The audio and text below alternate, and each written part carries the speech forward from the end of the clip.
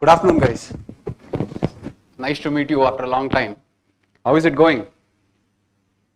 Now, this session is mainly, the idea is very simple. I want to understand where exactly you stand with respect to mains preparation. What are the challenges that you are facing? What are the insecurities that you feel that you have? And what can we do from our side to help you to make sure that you feel secure by December that you are good in mains? Okay. Now, before we come to that place where I ask you what is the feeling, or I try to address the problems, we should always make sure that this year's mains paper, we should always take this year's mains paper. We should try to see in section wise what has been the questions. And when you see the questions and when you see the trends, you should try to parallelly check what has been your preparation with respect to what is the question being asked. Let us do the same thing. Let us go paper wise. In every paper, let us go section wise. In every section, we will take every question. We will discuss what is the question. What is your take on that question? When I say your take, it does not mean that you should write model answers for it. Your take is, if you study hard, can you write that question or not? Or irrespective, you can tell that yes, if I can study, I can answer. Or you can also say that no, sir, with whatever notes I have, even if I study, I will not be able to answer that. So we'll address both. Whichever questions which you feel that is easy, that is good. You can revise and write. Where my help comes is wherever you tell me that, sir, those questions are difficult, that is where I will not be able to answer by studying whatever notes I have. Yes or no? So this is the insecurity that people will usually have. When you go to any section, let us say that you are doing the history section or society section or geography section, you will have few questions that are coming outside the scope of your book. When it comes outside the scope of your book, one insecurity that creeps in is, am I studying enough? Is my notes enough? Should I do something more? These are the questions that keeps coming up. So when these questions come up, you will try to digress or you will try to move away from exactly what is the demand of the exam. That is what I don't want you to do, and hence this session becomes important. Why? Because today you will have clarity of what you need to do for the next 2 months. Otherwise, you will try to do everything possible to become perfect in every paper, which is not possible at all. Even the person who is going to get All India Rank 1 next year wouldn't have got the perfect notes, wouldn't have studied perfectly, wouldn't have written all the 20 questions exactly the way UPSC wants it to be. I hope you are understanding this. It is all trial and error. Only thing you have to work on is incrementally, day on day, you should be improving. That's all. How much ever little, that is all, that doesn't matter. But every day, from your previous day to the next day, there should always be an improvement. If you can take care of that one little thing, automatically you will succeed in this exam. Okay. So let us jump right to it. We will do the reverse engineering part. Instead of going, how is your mains preparation? What are the challenges, and then going to the questions, we will go the reverse way. First, we will talk about the questions. What is your feeling about the questions? Why are you feeling that way about the questions? And then we will go into the preparation of that paper. So that will help you to map out exactly the challenges that you have individually in every section of every paper. Is this clear? All right. So let us start off with GS1. So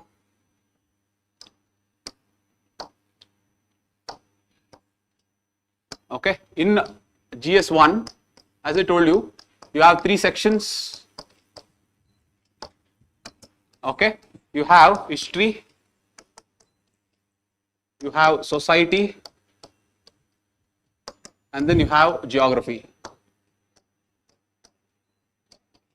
As I've already told you, history, you will always have 6 questions, 1, 2 and 3, 11, 12 and 13. So that is how many marks? 75 marks. Society, you will always have 6 questions. It is 8, 9 and 10, 18, 19 and 20. The next is geography. You will always have 8 questions, 4, 5, 6, 7, 4, 5, 6, 7 and 14, 15, 16 and 17.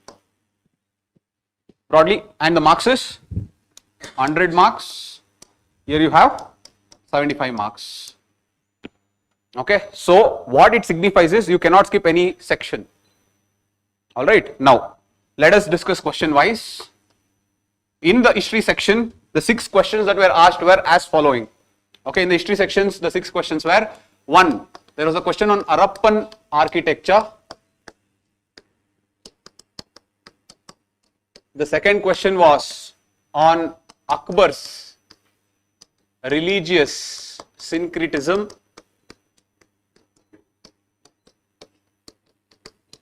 The third one was on Chandela's sculptures, art forms. The fourth question was Jyotira Phule's reforms on all subaltern classes. Subaltern classes. The fifth was post-independence consolidation. Post-independence consolidation. They have only given political, economical, educational, international relations. They have only given the dimension. The sixth one was French Revolution. French Revolution takeaways. French Revolution takeaways of the world. Okay, these are the broad 6 questions that they had asked. Okay, now let us go question by question. What is your feeling with respect to the question that is asked on Harappan architecture? Can you answer this question with whatever you have read? Yes or no? You have no insecurity regarding this? Okay, alright. What about Akbar's religious syncretism? Easy or difficult? See, I am not here to judge you. I am not here to scold you. I am not here to try to, push you down or push you up. If you don't open up, if you don't tell exactly what your feeling is, I will not be able to understand exactly how to help you out. Okay? If you want me to help you out, you have to be very open about it. No one is there to judge you at all. Okay? So, whatever is the feeling for you, some people may feel easy questions as difficult, some people may feel difficult questions as easy. It really doesn't matter. We are not here to judge. We are here to get clarity. What can be done on those questions where I feel it is challenging? That is the issue of this today's session. Which questions are challenging and how to deal with those questions. That is because you feel everyone who has written mains. Everyone who has written mains. Will anyone feel difficult to write this answer? Every individual who has written mains will be able to write Harappan architecture. Yes or no? So it is not about that today. Easy questions matter to get more marks. That is a different story. But today's session is not about writing the easy questions. How to go about solving this, whichever is difficult according to you. That is the objective of today's session. So if you don't tell me whether it's easy or difficult, I'll not be able to make out what exactly is your feeling. Okay? Because for me, because I've been teaching from a long time, I may feel a lot of things are easy. But what is the student's perspective? That is what I'm interested in. Okay? So 6 questions have come from history. Harappan architecture, easy or difficult? Okay? Second, Akbar's religious syncretism. Easy or difficult? Tell whatever you feel. Then we will do the amendment. Easy or difficult? It is kind of moderate. Okay. This is easy. This is kind of moderate. Next, Chandela's art forms. Chandela's art forms. Difficult? Yes, it is difficult. Obviously, it is difficult. You should tell, it's okay. Tell if it is difficult, it is difficult. Next, Jyotira Phule's reforms on all subaltern classes. Easy? For me, it was difficult. Why? Because I knew 2-3 stats, Satyashodak Samaj, Gulamgiri book. Then I knew that Savitribai Phule and Jyotira Phule together opened girls' education. That is another information. Then I knew about his work on uplifting the Dalit classes. Overall, this is all I knew. I did not know about Jyotira Phule's contribution to peasants, Jyotira Phule's contribution to laborers. Okay, these are all some contributions that he has done, which I did not study. So according to me, I feel that it is difficult. The reason why I am telling you this openly is, it really doesn't matter. I want you, what is your feeling about it? Okay, alright. So let us put intermediate for now. We will come back to it later. What about post-independence consolidation? Easy. The entire post-independence, if you know, you can write. Okay, 2 points in polity, 2 points in economy, 2 points in education, 2 points in international relations. So overall, this question is easy. What about French Revolution takeaways? Very easy. They are not even asking the French Revolution. They are asking the learnings from French Revolution. How can you apply to the global events? So you can take one. Liberty, you can apply somewhere. Equality, you can apply somewhere. Fraternity, you can apply somewhere. Human rights, you can apply somewhere. Power with the people, that is people's sovereignty, you can apply somewhere. You can talk in different words. So you take one value, attach it to Africa, one value, attach it to Indian colonialism fight. At one value, you talk about USA, one value, you talk about Southeast Asian nations, how they fought against colonialism. So you can take different values and attach. So overall, this is also easy. Okay, so coming to the history part. Okay, coming to the history part, you people told me that Akbar's religious syncretism is intermediate. The next was Chandela's. This was obviously difficult. Okay, this was difficult for everyone. Don't worry about you. It was difficult for everyone. The next one was Jyotiraphule's. Okay, Jyotiraphule's. Because they are asking how did it affect all subaltern classes. Okay, so you should talk in a comprehensive way. You cannot talk in very minute way. So when they say all subaltern classes, you have to bring all the lower classes during that time. Okay, all right. Now the question is, if this is the case, overall, did you feel that history is easy or difficult? Again, moderate. All right. Now see, two things. One, what you should learn is, if you are telling it is difficult, people who have written means everyone will tell this is difficult. So don't think that it is difficult only for you and it is easy for others. It is not true. If in a particular section, Chandela's is a question that is difficult for you, then Chandela's will be the question that is difficult for everyone. I hope you are understanding. So your differential of marks will not be created on difficult questions. I hope you are understanding. What I am trying to tell is, if there are 20 questions, out of these 20 questions, you will feel that there are 5 questions that are very difficult. How you perform in these 5 questions will not decide your destiny. I hope you are understanding this. How you perform in that 15 questions decides your destiny. You are understanding? See, 5 questions, if it is difficult for you, it means it is difficult for everyone who is writing mains. So let us assume that somehow, using all your common sense, your logic, your wisdom of that subject, you somehow were able to cook up an answer. That person also, using all his wisdom, logic, is able to cook up the answer. Between you two, both have cooked up the answer. Between you two, what will be the difference in marks? Maximum, the difference in marks is 1 mark. I hope you are understanding this. Maximum, I am telling you. The difference is not more. But in these 15 questions, if you are able to present your answers very well, if you are able to write all the specific points that are required according to the demands, and show the examiner this is how your line of thought is, between you and between another person, there will be a difference of more than 2 to 3 marks. I hope you are understanding this. Let us say that there is more than 2 to 3 marks in every question. Here only you can get the lead of more than 20 marks. That is why, if you look at people who have cleared mains and got the interview call, and people who have not got the interview call, if you see their mark sheet in GS papers, those people who have not got the interview call will be somewhere hovering around here only. See, everyone in their GS score will be in 90s. Those people who have got the interview call will be somewhere here. They are not very far. 105, 108, 111, 116. This is how their marks will be hovering. Somewhere from there, people who have got top marks, they are not very far. Another 5 marks you add. 110, 115, 115, 125. Look at this. This is all the differences. Now, this difference, unfortunately, what people think is created by these 5 questions. It is definitely not. Because that person who is becoming a topper will also feel that question as difficult. I hope you are understanding this. So, at the end of the day, how you perform in those 15 questions matters. So, what I am trying to tell is, when we discuss GS1, let us say that in every section, we identify 2 difficult questions. Okay, by identifying the 2 difficult questions in this session, we are only trying to understand how to study about that difficult questions. I am not telling that by studying that you are going to get exceptional marks. At the end of the day, your performance in the mains exam will be on that easy and intermediate questions only. I hope you are understanding the discussion. So, you should always make sure that don't feel insecure when you see difficult questions in mains. Difficult questions are not breaking or making the game here. It is always the easy and intermediate questions that will.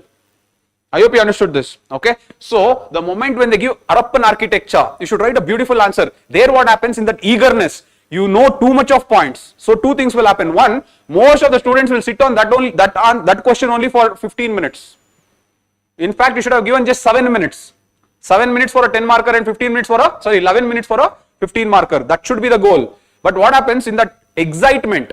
Look at that, UPSC has given the first question only as very easy. So, you are starting out the question, so you get that all that excitement because you have so much of content and you sit there and write that for 15 minutes. The moment you write there for 15 minutes, you have lost 7 minutes there only. In the first question only, you are lagging behind in the time. In the first question, if you lag behind in the time, in the entire 3 hours, you will be lagging behind only. You will always be racing. So, that will compromise your second, your third, your fourth, your entire questions altogether. I hope you are understanding this. These are the things that you have to worry about, not the difficult questions. I hope it is clear. Okay. Now, coming back to the difficult questions of history, how to deal with the difficult questions. See, I have kept on telling this. This is what I am again telling. Akbar's religious syncretism is not that difficult. Okay, why? Because always, okay, let me just tell you, in history, how to study history is, let us assume that in history you have three subjects. One is ancient, another is medieval, another is modern India. Okay, now this you can approach thematically. This you can always approach temporally. Okay, what is temporally? Look at this. If I take ancient India, or let us first take, okay, let me come in the flow. If I take ancient India only, it starts with Indus Valley civilization, goes to Vedic age, then goes to Mahajanapada, then goes to Magadha, then goes to Mauryas, then goes to post Mauryas, where you have Shungas and Kanvas, Satavahanas,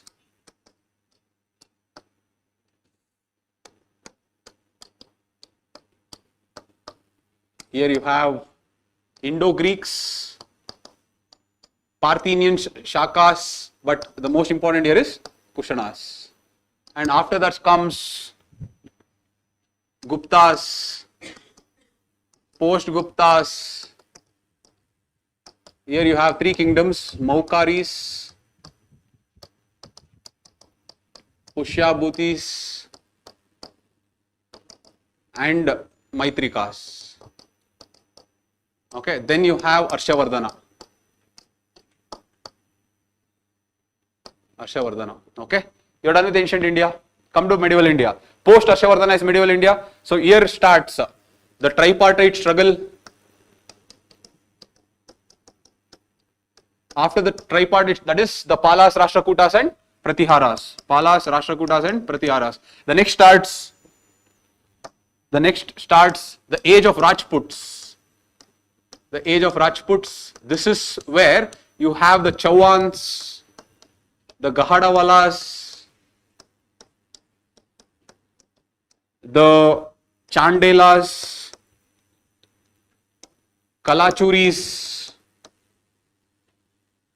Tomars, then you have Gangas, East Gangas of Odisha, Gangas, Senas, all these people.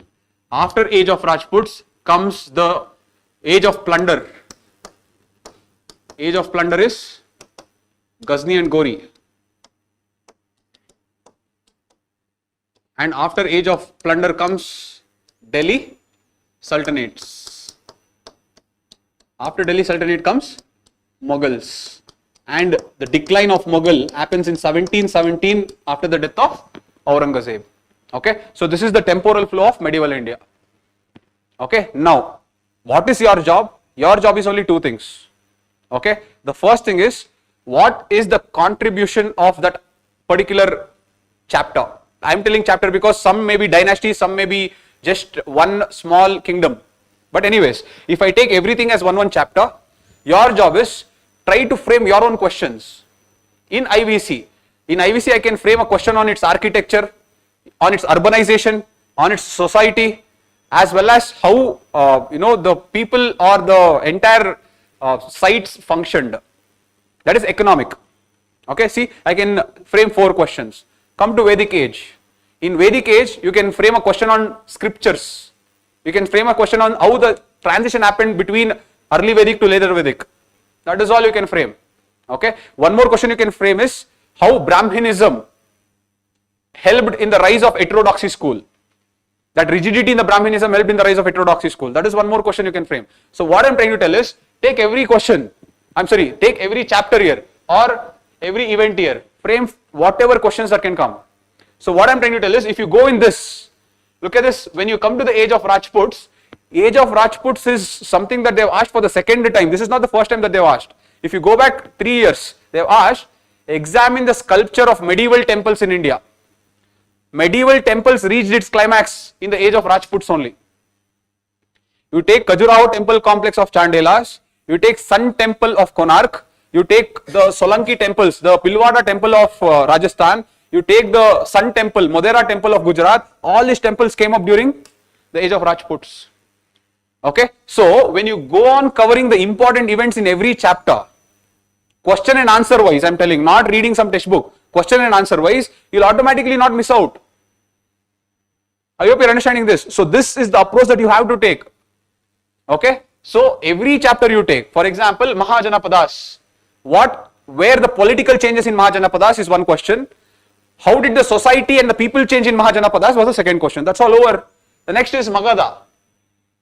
The question is very simple. Why did Magadha rise tremendously compared to all the other Mahajanapadas? That is the only question that can come from that. They cannot ask you questions on Ajatashatru.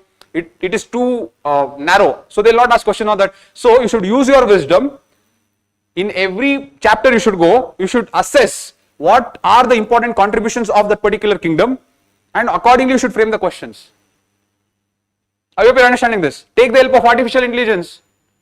You first put this particular chapter in that ChatGPT or Gemini. You ask what are the important contributions, what are the important events, and accordingly you frame the questions on that. But don't write the answer looking at that. That's all. Okay, yes, you can take the help for answer also, but don't write exactly the answer there because it may give some wrong data. Okay, but you can do that. If you do that and cover like this, when you come to Mughals, will you not cover the contribution of Akbar or not? You only tell me. Yes or no? It is just like when you go to Mauryas, will you not cover Ashoka? Yes or no? It becomes implicit. When you go to Mauryas, their literature contribution becomes very important. Sorry, not literature. Their architecture contribution becomes very important because cave architecture and the stupas reaches its climax. So architecture of Mauryas becomes very important. The next is the Buddhism and Mauryans becomes very important. The next is Ashoka and Mauryans becomes very important. See, only three things. Cave architecture and stupas in architecture. The next is their Buddhism because Buddhism spreads enormously. The next is Ashoka and its contribution. See, that's all. You're done for mains. You don't have to read like prelims. In prelims what happens? You can keep digging deeper. How many cities were there? What is the ancient name of those cities? That cities were there on which river? Are you looking at this? In the prelims there is no end to it, but in mains it is not like that. In mains you can draw the line. I hope you're understanding. So when you take history, just demarcate this and make 3 to 4 questions and write answers to it. The history questions becomes very, very simple. I hope you're getting this. So I have shown it up to this point. Now look at this. From the death of Aurangzeb, you can start your modern India. Trace it the same way. There is no difference. Look at this. Modern India, if you take decline of Mughals, from decline of Mughals, the British or advent of Europeans, from their British conquest of India, from their British consolidation, from there the first war of Indian independence, that is 1857. Okay.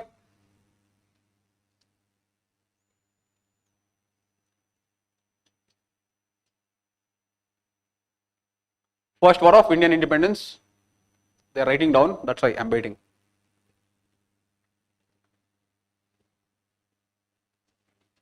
Shall I change? Okay. 1857. From there. So if this is 1857, the next is the age of modern nationalism. Then goes the age of moderates. Then comes the age of extremists. Then comes the Swadeshi movement. Then comes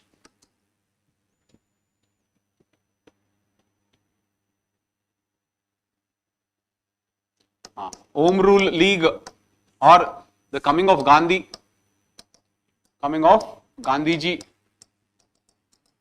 Home Rule League. Next comes non-cooperation movement. Here you can say Khilafat movement. Then you have the Swarages versus no changes. Then you have Simon Commission.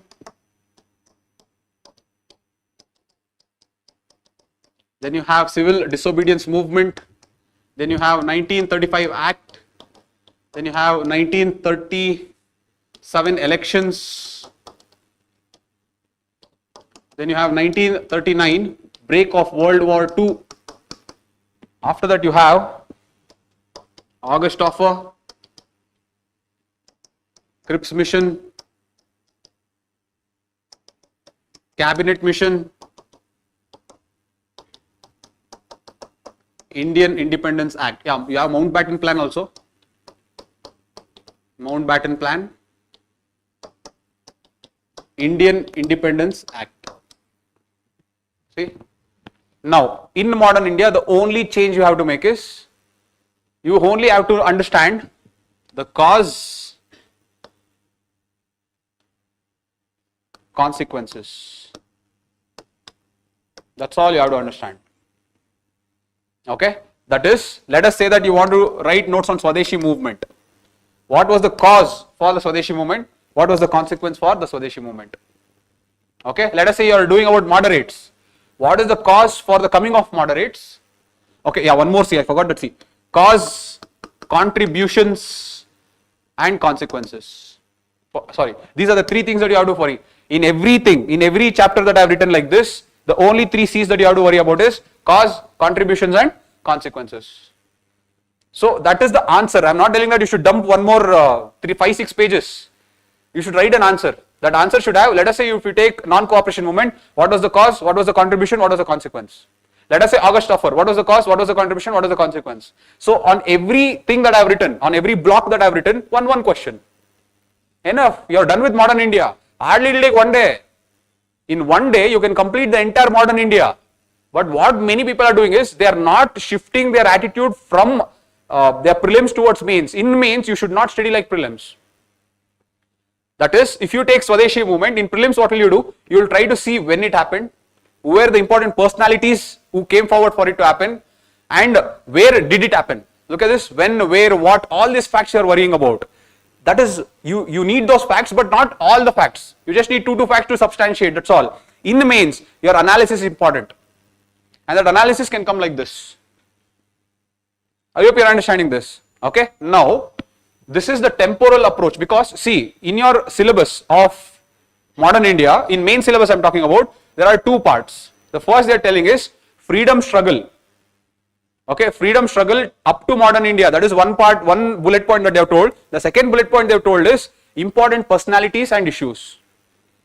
So, because they have told important personalities, see, thematically you have to cover the important personalities. Now again, the moment I say important personalities, it doesn't mean that you create an elaborate database of all of, not more than 10. I would say not more than 10, only 10, that too broader ones. Okay, for example, social reformers 5, political reformers 5, enough.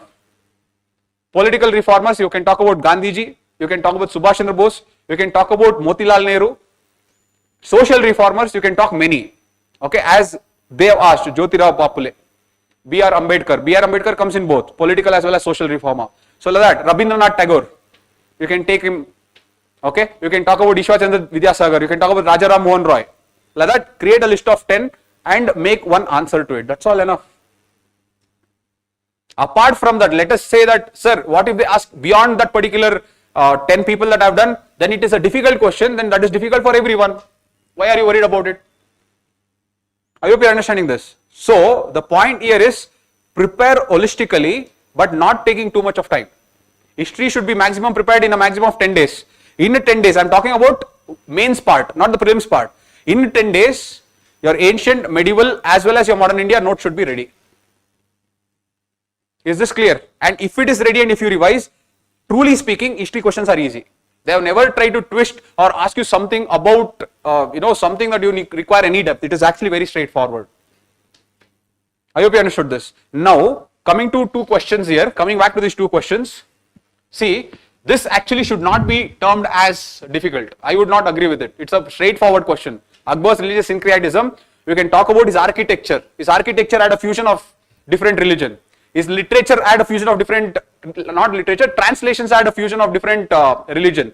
His debates with different people, Ibadat Khana, that had different this thing. His religion, Din Hilai, that had different religion, a fusion of different religion. His policy of Sulikul, that had different religion. So, you would have studied so many points for Fatehpur Sikri, you would have heard, Din Hilai you would have heard, Sulikul you would have heard. All these things are something that you would have studied for prelims only.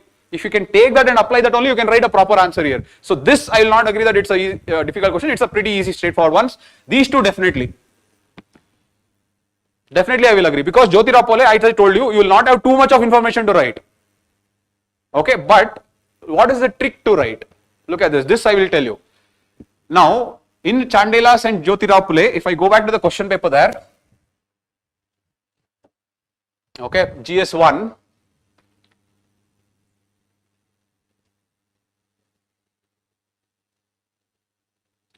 Mahatma Jyotirao Phule's writings and efforts of social reforms touched issues of almost all subaltern classes. Okay, so basically you will try to introduce why Mahatma Jyotirao Phule's intervention in the middle of 18th century was very, very important for India. That is how we will introduce. You will not use up the content in the introduction by talking about Gulamgiri or Shatashodhak Samaj, because you need that content in the body. Okay, so you will tell why. Why is importance in the 18th century, why his reforms important in the 18th century of India. That is what you are going to talk about. Okay, so you are going to give the introduction. Look at this. You can derive the dimension from the question itself. That's why I am showing you the question. Mahatma Jyotirao Phule's writings and efforts of social reforms touched issues of almost all subaltern classes. Okay, who were the subalterns? Subaltern means the lower classes. Okay, who were the lower classes then? If you can just think, always take the stakeholder approach. Who were the lower classes then? So if you take the subaltern classes, you can talk about, obviously you will talk about Dalits, obviously you will talk about women, the other are laborers and peasants. See, you have got 4 dimensions. So in the body, your point is to write these 4 dimensions. Now in these 4 dimensions, 2 dimensions you can write specific points. Why? Because you would have studied for prelims. So here you could talk about the Gulamgiri book, you can talk about the Satyashodhak Samaj. Okay, this is obviously easy that you can write. Coming to women, you can talk about how he was able to, with Savitribai Phule, he was able to start education. He was also able to start orphan houses. These are all implicit answers that should come by default. Okay, so education, orphan houses and all those things in Maharashtra, that helped empowerment of women. So these 2 specific points happened. Now come back to this. How to write here? How to write here is, imagine the situation of laborers and peasants in the time of 18th century. They were suffering from the British colonial economic policies. Laborers did not have any business because India was used to dump all the cheap goods. So they had lost their work. So if Mahatma Jyotirao Phule would have helped these laborers, how will he help them? Or how will his reforms help these laborers? Can anyone tell me? Just like that, can anyone with using their common sense tell me how his works, Jyotirao Phule's works, could have helped laborers? Encouraging? That's all. Encourages indigenous manufacturing, indigenous production. That is one. What else? Someone tell me one more. Come again. To know their rights, you can attempt that. It's a little far-fetched. Can they talk about the welfare of the laborers, the security of the laborers? You are understanding this? See, you have got that elaboration. Next, coming to peasants. What did peasants suffer from?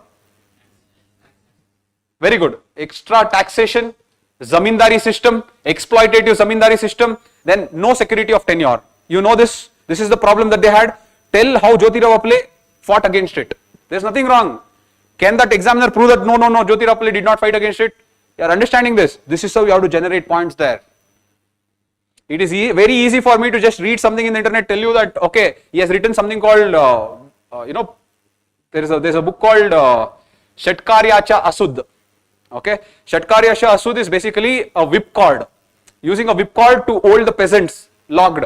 So I can just come and tell you that you can use that to write this. But the point is not about me reading it and coming and telling you. The point is, in that real time scenario, how can you use your common sense to generate points? That is the idea of this session. Okay, so if you can understand, all subaltern classes is the hint given in the question. With that, you can derive these many stakeholders. In these stakeholders, you understood that this you had specific points. How to elaborate on this, I am teaching you. Imagine that in that colonial period, what should be their situation, and Jyotirao Phule, being a reformer, would have definitely spoken against it. And that, with that common sense, you should be able to elaborate the points here. And this is what is mains writing.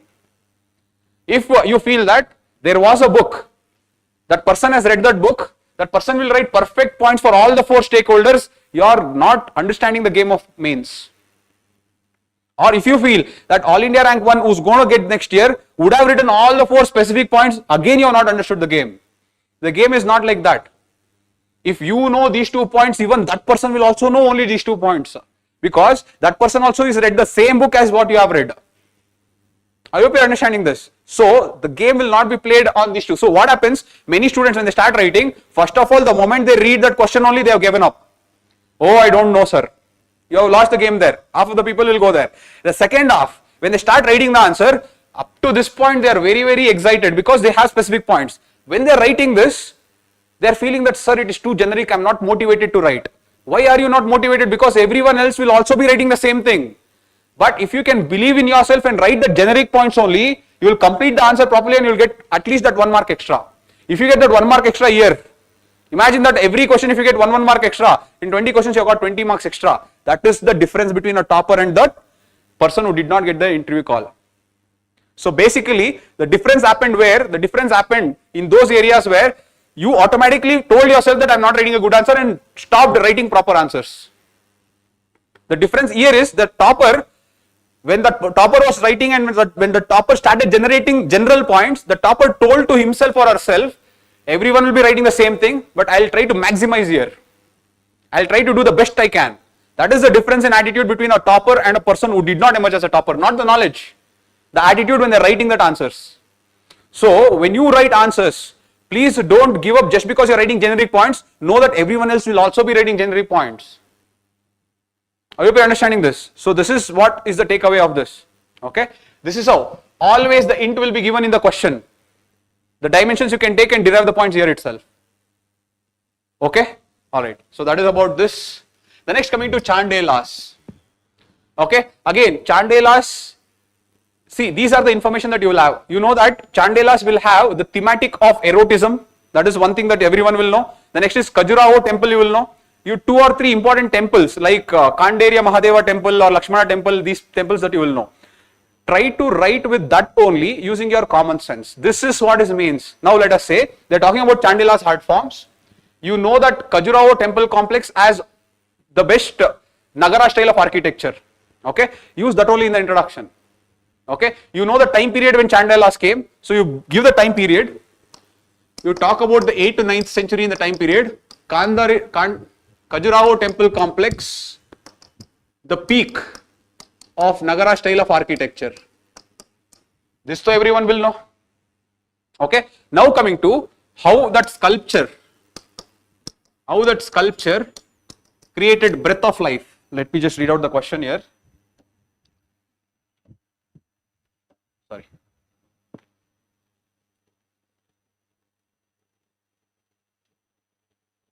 The sculptors filled the Chandela art form with resilient vigor and breath of life. That's all they are asking. So basically, how was their vigor? How was their breath of life? That is what you have to talk about. Okay. So again, you can divide that theme: resilient vigor and breath of life. See, what you can do is, when I say resilient vigor and when I say breath of life, okay, forget Mithuna sculptures, which is erotica sculptures, forget Shakti theme. The Shaktism is a type of energy that is seen in this Khajuraho temple complex. These are all specific points you will know if you have studied about it. I am not talking about that way of answering. I'm talking about assuming that you told that it is difficult and you have no idea, but Khajuraho, Nagara style you know. Okay. So, give me 3 points about resilient vigor. Any 3 points, generic. If I tell that sculpture is resiliently vigor, it is very vigorous in nature, it is showing exuberance of energy, give me 3 points, anything that will come in that sculpture where you can see that vigor. Will the sculptures be static or will they be dynamic? Static or dynamic? Dynamic. Okay. So basically what you will talk is the sculptures in the Khajuraho temples such as Kandariya Mahadeva temple are highly dynamic in nature. Every motion is trying to tell a story. Are you understanding this? See, this is how you have to elaborate. There I am trying to make it specific by bringing a temple, Kandariya Mahadeva temple. Now this statement, can they rule it wrong? They cannot rule it wrong. There should be some sculptures which are dynamic. There are many, but I am just telling it. So the dynamicity is what is the full of vigor is what I am trying to tell. Anything else? Give me one more point. Rigorous vigor. Give me one more point. Can the sculptures show good defeating evil? Yes or no? Will this sculpture be there in any temple? Yes or no?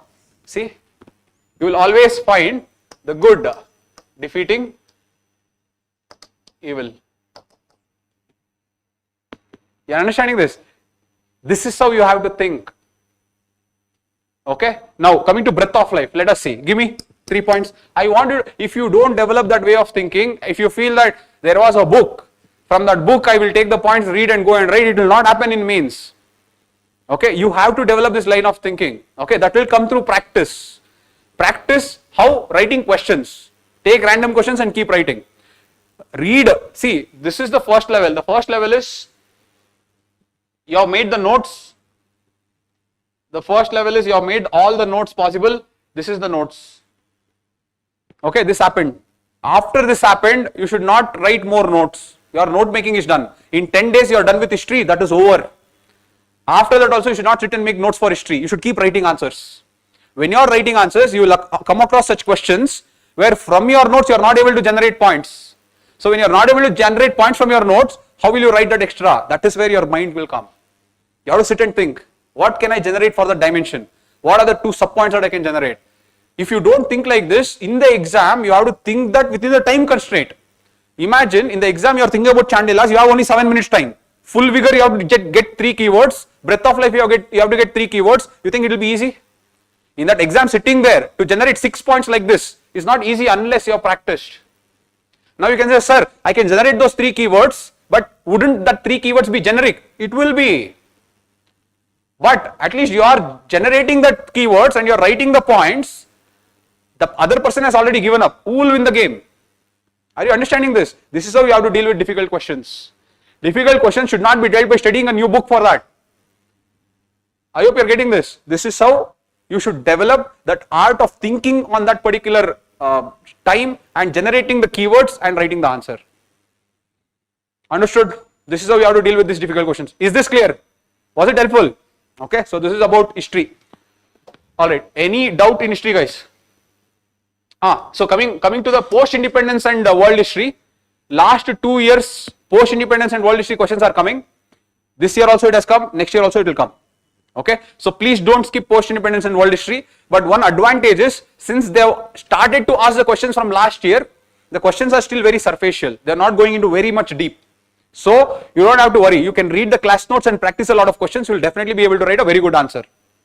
I hope you are understanding this. So you don't have to worry about the post-independence and world history. So in the entire history section, we have ancient, medieval, art and culture. I am including inside that only. I am not putting it separately. Ancient, medieval, modern India, post-independence and world history. Post-independence and world history, overall your notes, whatever you people have, you can read that. Ancient, medieval, art and culture, world history, ancient, medieval and modern India. Whatever you have read, that is fine, but turn it into questions. How will you turn it into questions? By using this temporal approach. Are we clear with history? Everyone? Okay, alright. Let us go to the second part of GS1, that is society. It has become very tricky. Up to last year also they gave a small hint, but from this year it has become very tricky. Okay. Many students who have written mains and came to me, they actually everyone were telling that it is easy, but my students told, sir, society questions were actually difficult.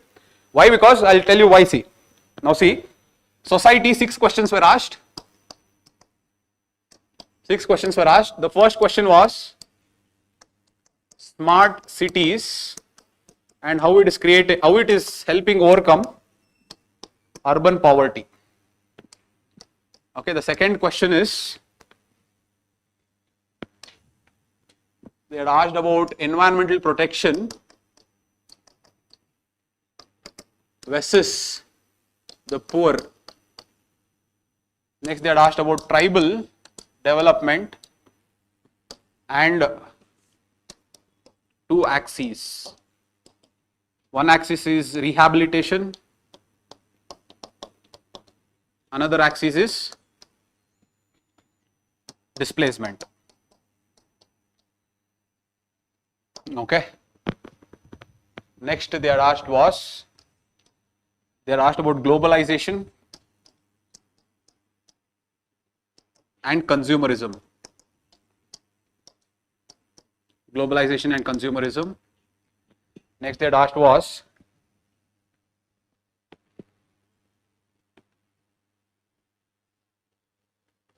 paradox. No, not the paradox. Yeah, paradox of modernity. That is nutrition. Rising health concern. Rising health concern and fast food. Rising health concern and fast food. Can anyone tell me one more? One more question that was asked. You people are writing mains, it should be in your fingertips. What is the one more question that was asked?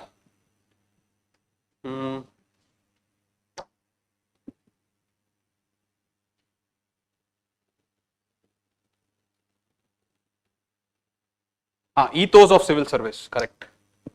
Okay, one more question that was asked was ethos of civil service is a combination of professionalism and national consciousness.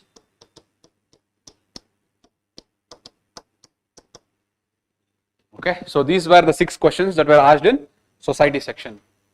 Okay, what was your take on society? How did you feel? Just because I told my students it was difficult, now don't tell difficult. Okay, just tell me frankly. Okay, about smart cities and urban poverty. What do you feel? Was it easy or difficult? You want to read the question? This is the question. How does smart city in India address the issues of urban poverty and distributive justice?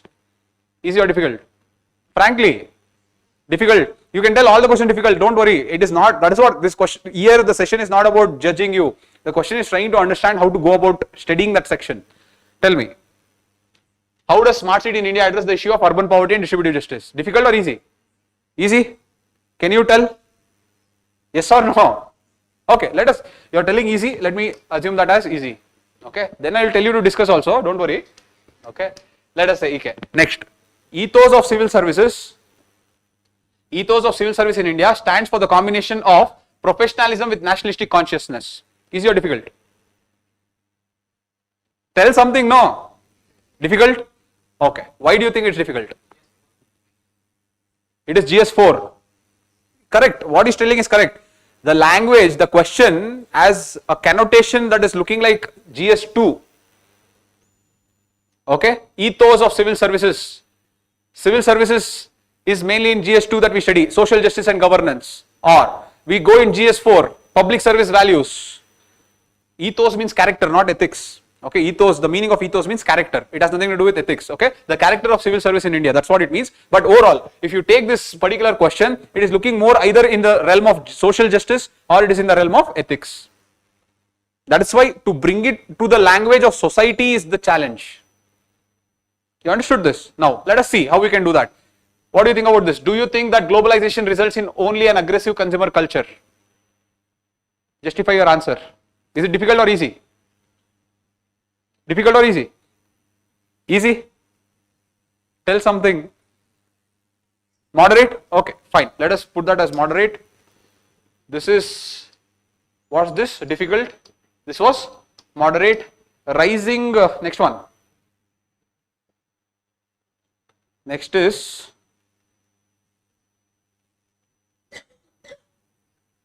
how do you account for the growing fast food industries given that there is increased health concerns in modern India? Illustrate your answer with Indian experience. Easy or difficult?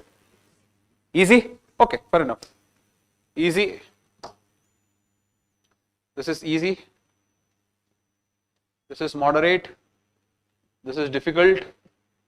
Okay. These are very interesting questions that I felt. Okay, look at this question.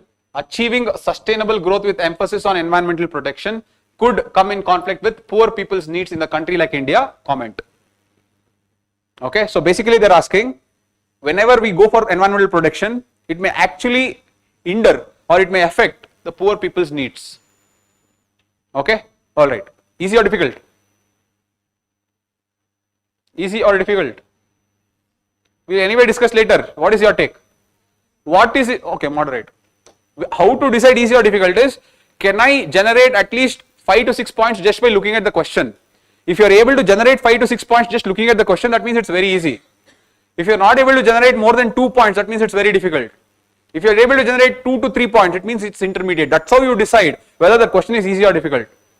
Okay, don't overthink it. If you are able to generate, okay, sir, I can generate around 6 dimensions by looking at the question, then it is easy. Don't worry. Okay, but let us say, sir, I am not able to understand the question only, then it's very difficult. That's all. That is the easy way of trying to figure it out. Okay, don't overthink things. What did you say for this? Moderate. Okay. The next, look at this question. Does tribal development in India center around the 2 axes, those of displacement and of rehabilitation? Give your opinion.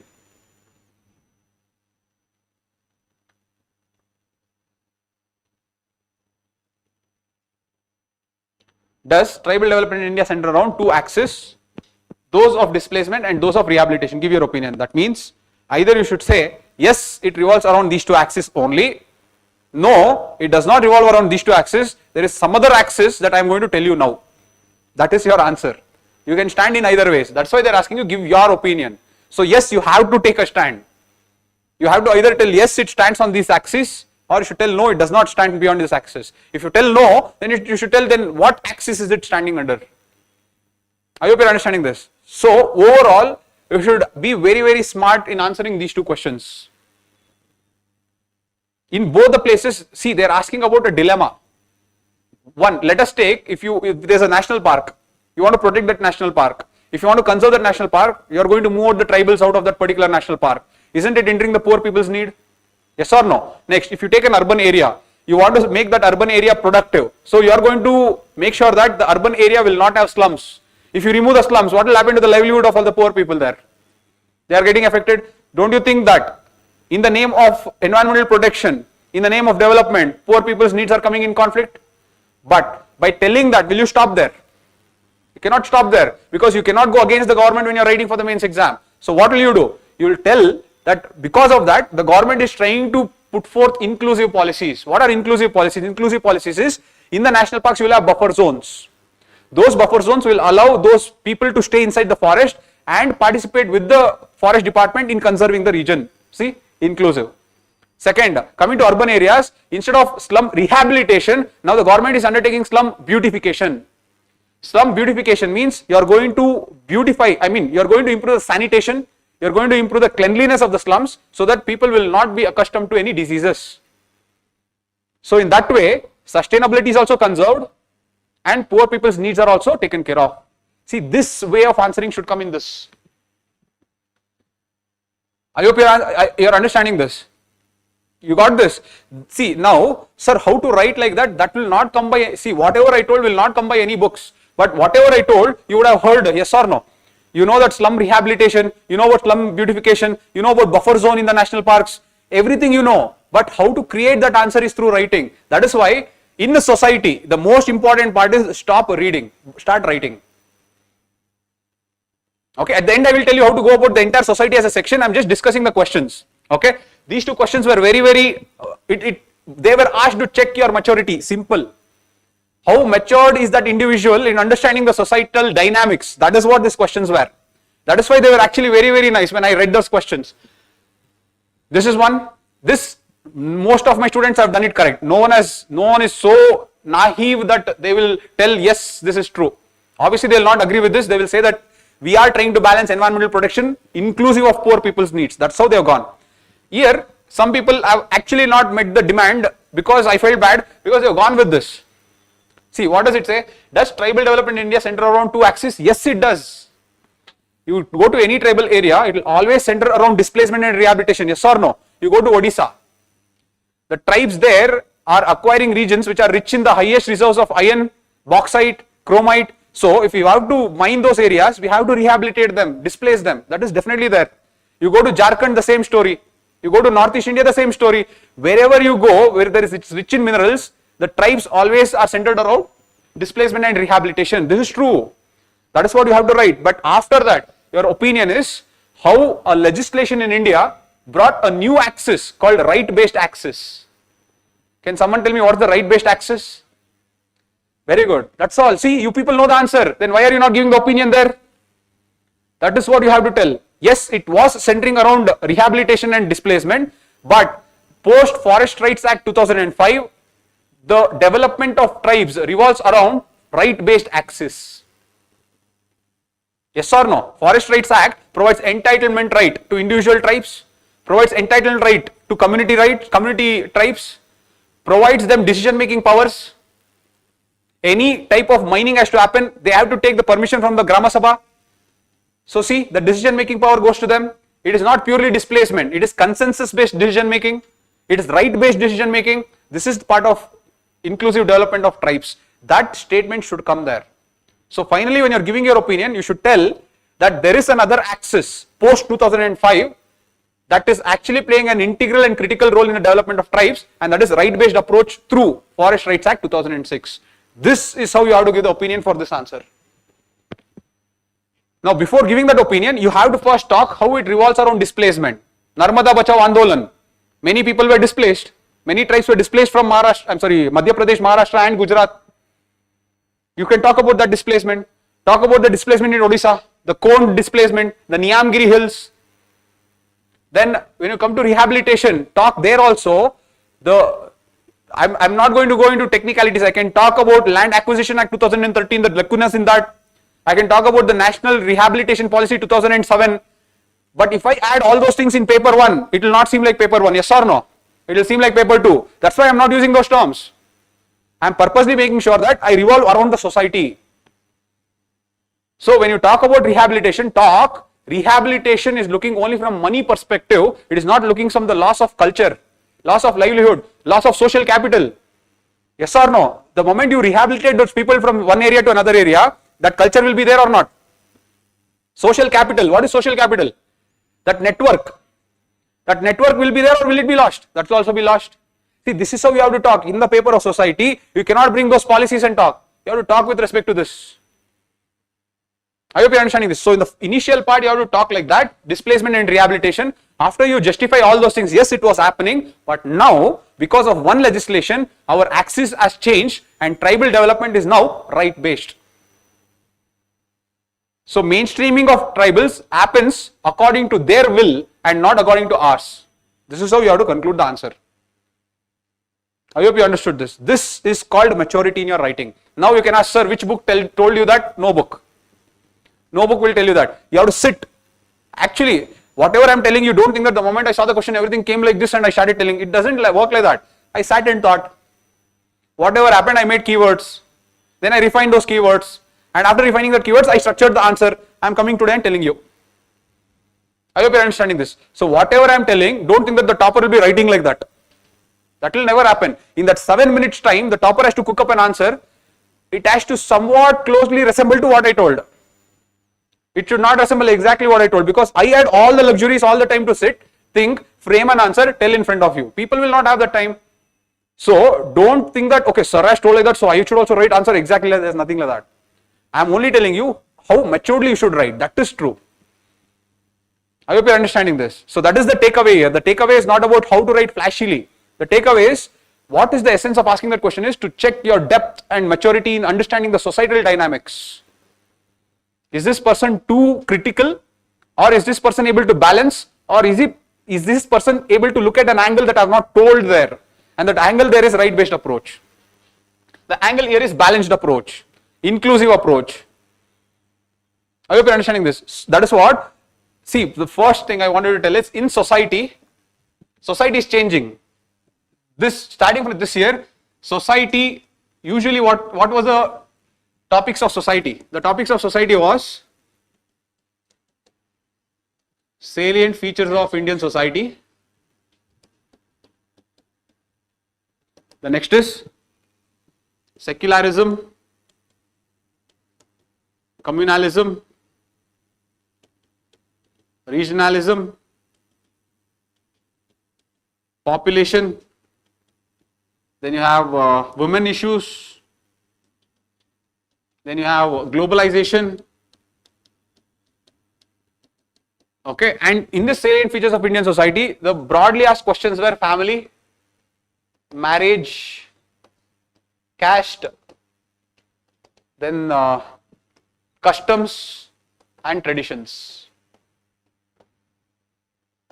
Okay, so this is the broader theme, or this is the syllabus of your society.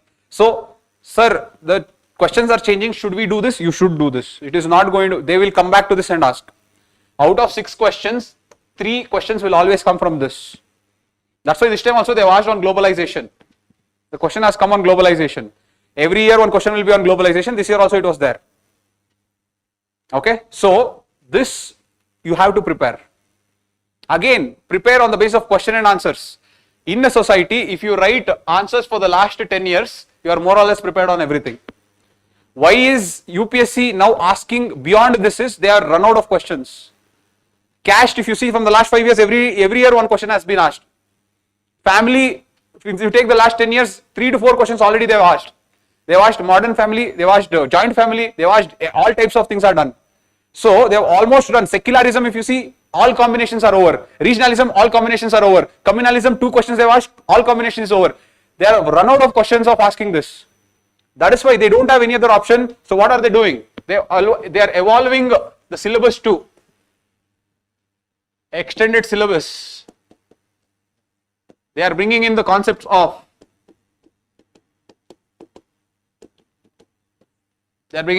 social justice. Okay, if you take 2024, in 2024 they asked 2 questions. That was the hint. One question was, they asked you what is the difference between empowerment and equity.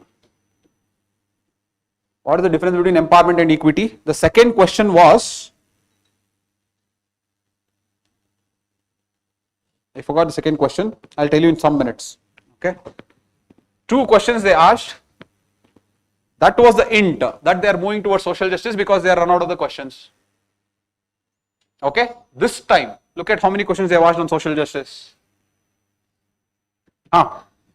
They asked, one question was empowerment and equity, another question was affirmative action. Affirmative action is not helping the vulnerable groups.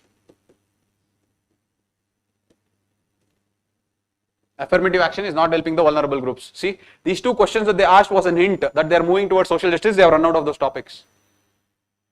You understood this? So this year, if you go back to this year, what all they have asked, look at this.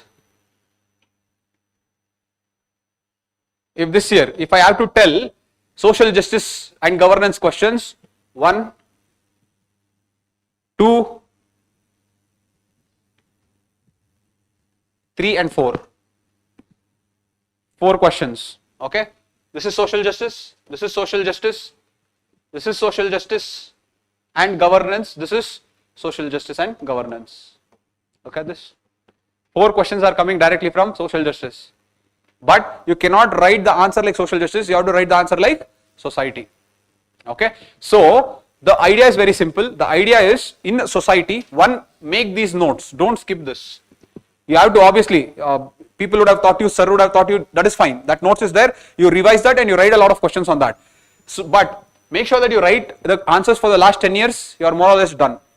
Any question they ask on this theme, you'll be able to write a beautiful answer if you write the answer for the last 10 years.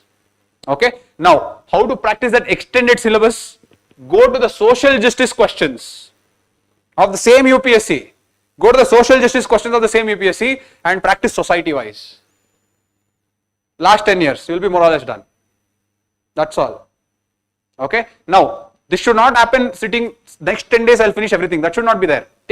See, once you revise the entire notes of society, take two questions and try to approach society wise, because it's going to take time. Taking a social justice question and writing like society, you'll not be able to do in 2 days. Take two questions, think about it, create a framework, then try to generate an answer. Every day 2 questions, for 10 days 20 questions, you'll be more or less done with social justice questions. I hope you're clear with this. Okay, this is how you have to practice. Social justice questions are going to return in society, they are not going to change it. So you should be very well versed with the social justice questions. Was this helpful? Okay, alright. So this is about society. Society is all about keywords. Okay, I will teach you when the time comes, it's all about keywords. So, globalization and consumerism. Let us read this question. Look at this. It's all about the play of keywords. Society, international relations. It's all about play of keywords. If you know the keywords, you can write a very good answer. Okay, look at this. Do you think that globalization results in only an aggressive consumer culture? Justify your answer. What do you think? They are asking, so I am asking you. Do you think that globalization results in only an aggressive consumer culture? Yes or no? No. Obviously, a matured individual will never agree to that, because they are using this word called yes or no. So, but what you should understand is, see, again they are asking your opinion only. Okay, here in the last 2 questions also they asked your opinion only. Does tribal development revolve around 2 axes? What is your opinion? Before that, does environmental protection exclude poor people's needs? What is your opinion? See, again here they are asking you, justify your answer, do you think? Again they are asking your opinion. So, in the society, why is it that they make it your opinion is because they want to check how matured you are in analyzing your social dynamics. There the marks will not be there because you wrote an exceptional case study. The marks will not be given because you have written an amazing example. Yes, here and there definitely that will work. But if you don't give a matured societal opinion, you will not get marks. But if a person has given a proper matured opinion, irrespective of what the other person and how that other person has written, that individual's opinion matters, and if that person has given a proper opinion, you will get maximum marks. So know this, in a society your opinions matter a lot. If you go and observe, it is not this year, every year they ask you directly, caste system cannot be abolished in India, what is your opinion? They have asked this. Caste system cannot be abolished in India, what is your opinion? What will you write there? If you write yes, then you become antagonist to Indian values. If you write no, then you are a pessimistic person. So what will you write then? You are understanding this? That is where your societal maturity should be there. How you will take the societal dynamics and say that what was there before the caste system, what is there today the caste system, what is the change? Is the change happening progressively or regressively? Because it is happening progressively, in the future, what can be the change that we can see? This is how you have to give the opinion. You cannot say yes or no. Are you understanding this? So, opinion in society matters a lot. You should be very good in your opinions. Okay? Anyways. Do you think that globalization results in only an aggressive consumer culture? No, you told no. So, basically you are going to balance the answer. Look at this. So, globalization. On one side, I am going to argue yes. For yes, I am going to talk about commodification, homogenization,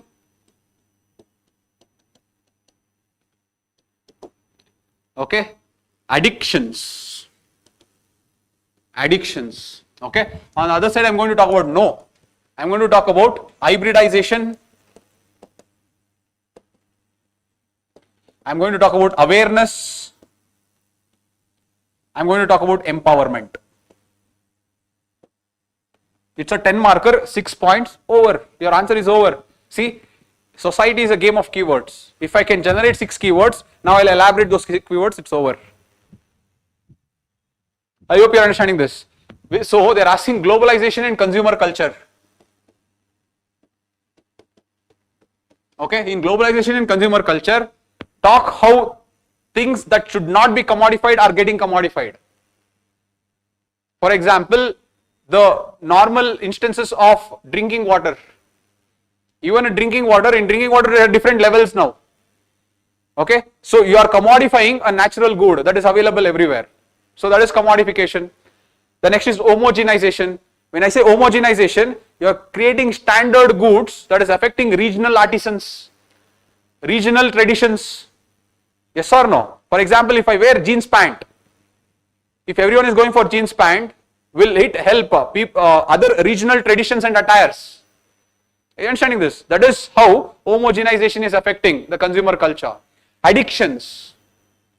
They are creating the wants. You did not need it. Just because they told you that it is a limited edition, just because they told you that it is available for a very short time, just because they created artificial scarcity, now you want it. That is addiction. I hope you are understanding this. So these are the points that should come here. Then you should go here and tell, no. Globalization has created something called glocalization. It has taken the regional tradition and has internalized it as part of globalization. That is, for example, yoga. Now there is something called power yoga, water yoga, air yoga. These are all hybridization of India's format of yoga. See, talk about that. The next is awareness. See, awareness about health, awareness about nutrition, all this spread because of globalization only. And through awareness, we are able to spend wisely, yes or no? We know what is good, what is bad, and through that we are able to consume only the necessities and what is good for us. That is awareness. Empowerment. Obviously, information will empower us. You are understanding this? Empowerment means through globalization we have got consumer rights. If anything wrong happens, if any person is not keeping up their promise with respect to the consumer good, I can go to the consumer court. That empowerment came only through globalization. See, this is how you argue. Now this entire argument I had not made up and come here to argue. The moment I wrote these keywords, in front of you I have generated the elaborations. Keywords, yes, I knew. But the elaborations I just tried to make sure that I tell you on the basis of whatever keywords I had. This is how you generate in society. Okay, in a society you have to create a list of keywords. You have to keep using those keywords again and again. Now, globalization will have its own keywords. Secularism will have its own keywords. Salient features of Indian society will have its own keywords. Every part of the society will have its own keywords. Don't think that everything is common keywords. No. So everything will have its own keywords. If you have those keywords, let them ask any question. Bring those keywords and write the answer. I hope you are understanding this. This is called keywords approach. The next is, sir, how do we get those keywords? One, while you are making notes, you are going to get the keywords.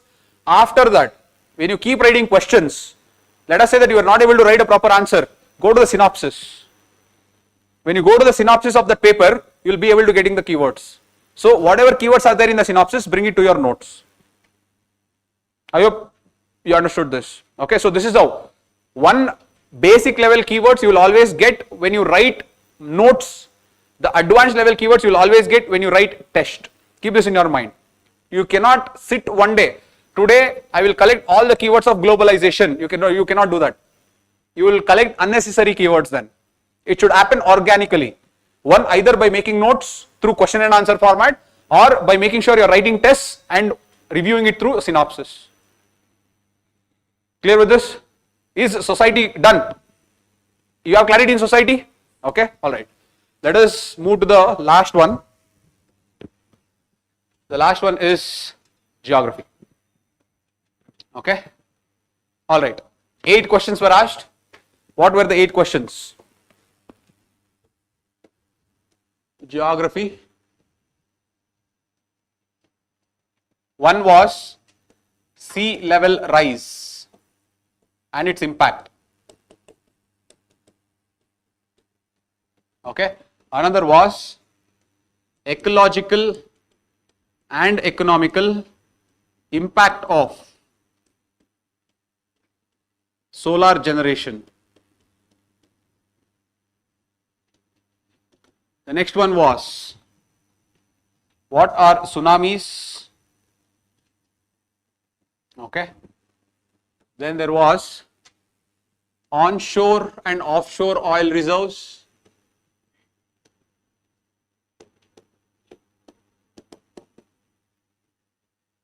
Then you had an application question of artificial intelligence, remote sensing, GIS and drones. Okay, then you have plate tectonics or tectonic based, tectonics on continents and oceans. Then you have Gangetic Basin. Gangetic Basin, population distribution,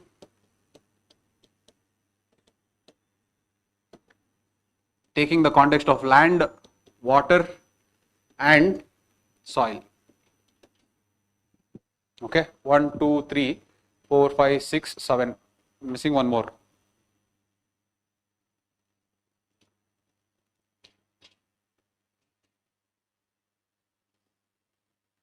One second.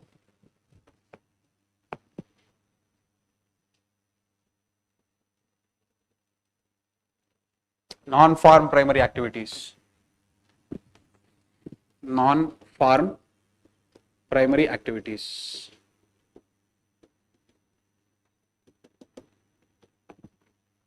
Again, just because I have taught this subject, don't tell that you are compelled to tell it is easy, sir. Okay, you can definitely tell if it is hard. If you don't know, you can tell that. Don't worry about anything. Okay, we are trying to understand how to approach. We are not trying to judge anything. All right, all right. So these were the 4 questions that are asked.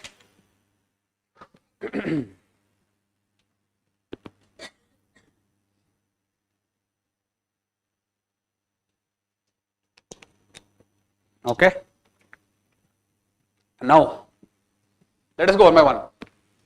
Overall, what is your take on geography? Overall, is it easy or difficult?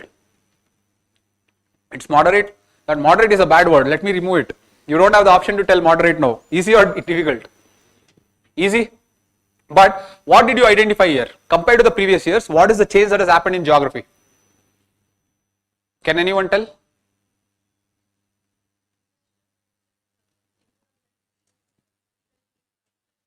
Punali, I didn't understand. Disaster management and environmental questions are coming in geography. Very good point. It has been happening. Very good point, that is. Apart from that, they are more fine tuning towards, you should understand this, they are moving towards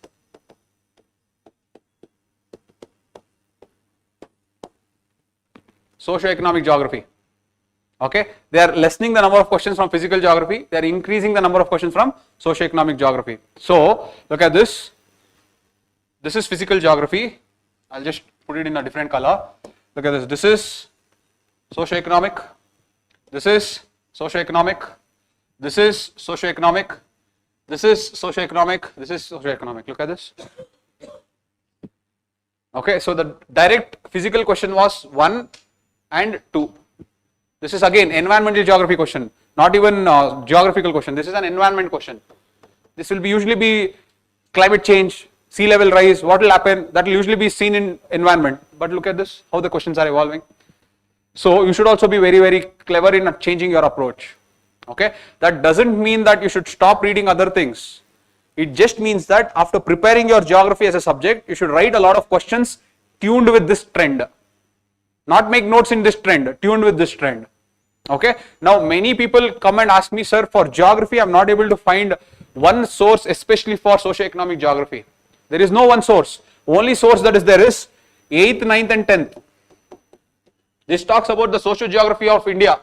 Okay. Then you have the 12th standard NCERT, that is India, economy and people. India, economy and people. Okay, these are the only materials available and this is enough. Now those students, what they are expecting is, there is a book where there is a question on this and there is an answer for this also, or there is a question like this, there is an answer for this. It is not there. You have to generate that answer. And people are, if you have attended my class, I have taught you something called keyword approach in socio-economic geography. Practice that. If you practice that, you can write all the answers very easily. Okay, let us come one by one and write. Let us discuss. Now, let us come from the back side. Gangetic plains, was it easy or difficult? They are asking, let me read out the question first. Okay. Where's the question? Look at this. Discuss the distribution and density of population in the Gangetic River Basin with special reference to land, soil and water resources. Okay. So, all they are asking is, why does Gangetic Plains have very high density of population? That is all they are asking. So, you have to argue in different geographical reasons for why all the population is standing in Gangetic Plains. That's all is the answer. Okay. So, basically you will introduce by defining what is Gangetic Plains. Okay, and you will draw the diagram of, again I have told you in geography diagrams are a must. In all the 6 questions diagrams should have come. Okay, I will tell you how. Alright, now in Gangetic Plains,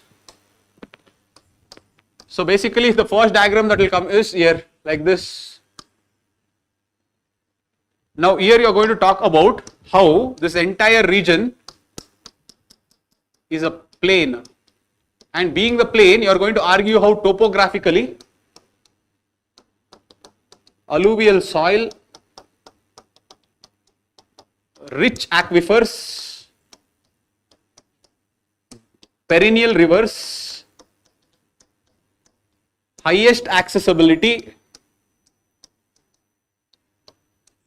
okay, and connectivity. See, these are the points you have to bring to talk why the population distribution is very high. You understanding this? These are all different. You can also add climate. Clear with this? This is how you will argue why population is very dense there. Now you will not stop there. Being my students, you will not stop there. It's a 15 marker. So then after telling this, you are going to justify much more further. Because it's a 15 marker, then you are going to draw one more map of India.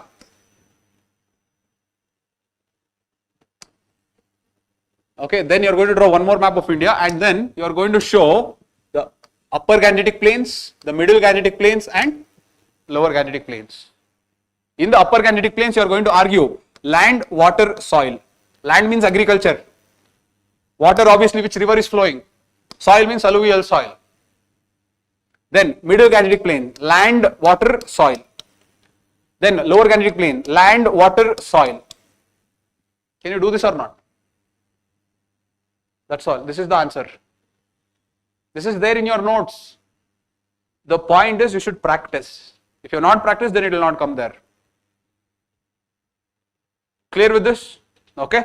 Anyways, so this part, since we have done geomorphic division so micro level, you can answer, but let us assume that you are not my students, you don't know about it also. If you write this much, it is more than enough.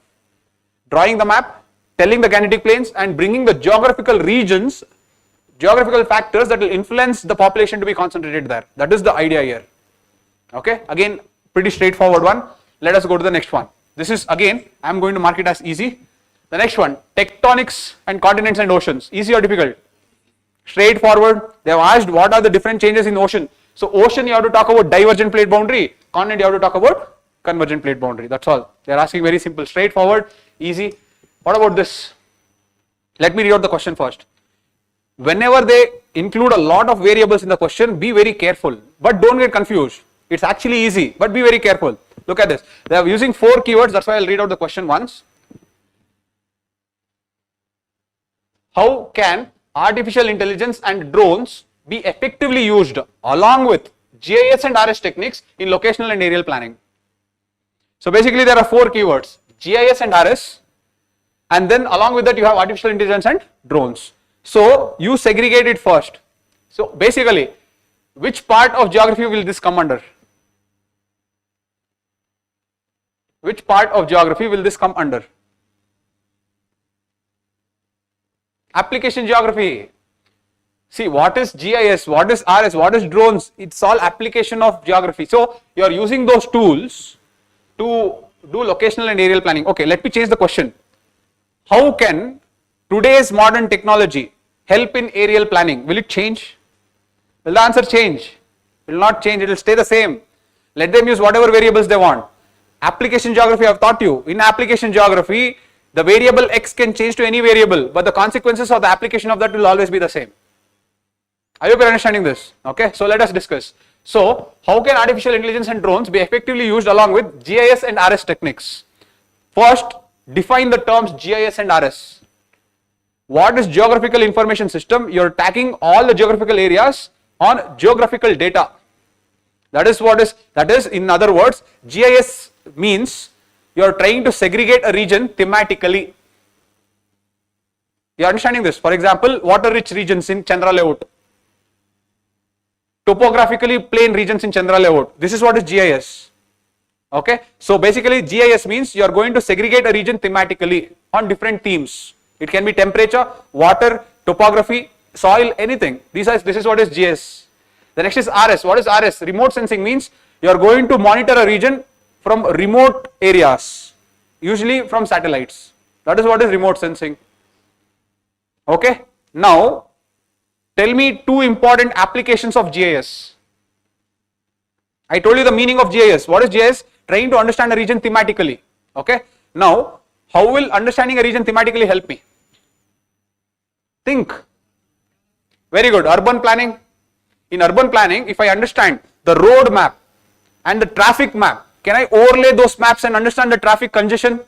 And can I take steps to overcome that? That should come in your answer. Just urban planning and stop it there, you will not get marks. You have to tell in urban planning how GIS will help in overcoming that. Overlaying of these two maps will help in overcoming the traffic congestion, and that is how in urban planning GIS helps. That is one. Okay, come to remote sensing. Give me a point. Give me a point in aerial mapping. Okay. From a region, I am able to look at that area from a very, very long distance. Let us say satellite. What is the utility of doing that? Can someone tell? So many are there. Can I monitor the movement of rivers? Yes or no? Second, can I assess any disasters happening? So can I use it in disaster management? Yes or no? Third, can I use that in monitoring the movement of cargoes? So I can monitor that the cargoes are not going to other places, they are going to the destination where it has to go. So I can improve it in governance functions. Okay. Next, if I take remote sensing, can I see or monitor the resource usage? Is it abiding by the efficient rules or resource use efficiency? Can I monitor that resource use? For example, let us say that I can track the mining areas. So if I am tracking the mining areas, can I understand that with remote sensing that mining areas are done efficiently or not? Look at this. Next, can I use that remote sensing for environmental management? Forest fires, look at it there, I can keep going on. That is the beauty of application geography. It is never ending. You can keep adding points to it. But we will take only two points. So you understood 2 points in GIS, you understood 2 points in RS, remote sensing. Okay. So this is what you told. So in the beginning you defined what is GIS, what is remote sensing. Then you told application of GIS, application of RS in what? In aerial planning.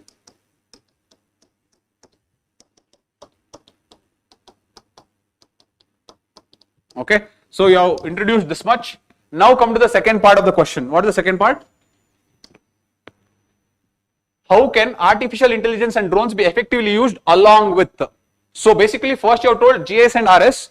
Now by adding the next layer of artificial intelligence and drones, how can it add to it? Okay. Now come back to this. So you have written this much. Now give the heading as how artificial intelligence can enhance GIS and remote sensing. Okay. So this is the subheading. Write 2 or 3 points. Give me 3 points. Let us see. At the outside you should think artificial intelligence, the moment I know, can it absorb a lot of data? Yes or no? So GIS and RS usually will have a lot of complex data. If that complex data has to be simplified in a word that normal person can understand, who can help? So basically what can it do? Data processing for simplification purposes. See, you don't need to study any book for this. Okay. So will it help planners or will it not help planners? You understanding this? It will help planners understand the aerial planning much more better. Why? By absorbing the complex maps and simplifying it. You got this? The next one. Give me one more. Artificial intelligence, can it predict? It can be used as predictive models. See, GIS and RS can only be used to plan the future. I mean, it can only be used to plan what is being seen today. If I have to plan what is going to happen tomorrow, who is going to help me? Now, this statement that I told, did you know or did you not know? You knew. Then why you did not tell? Because you did not think. I hope you are understanding this. That's the only difference. It is not about which book you have read. If you have sat and thought about it, you would have generated these points. Because that's what I told. This is a variable. Remove this variable. Add any variable. I'll write the same points. I hope you are understanding this. That is what is this. So you have written 2-3 points here. Come to the next. Give drones. Talk about drones. Okay. Now, how will drones help in RS and GIS effectively? Can anyone tell me?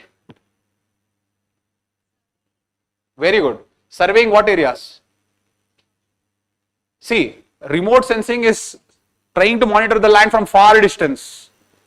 In that far distance, can they monitor micro changes? They cannot monitor micro changes. So who will help in monitoring micro changes? That's all. So at the macro planning, RS will help, but at the micro level changes, who will help? Drones. That's all. First point is over. For example, in urban areas, any remote sensing satellite can only see the urban area, but can it see what is happening inside the gutter or inside the streets? Who will see that? Drones. That is what we will write.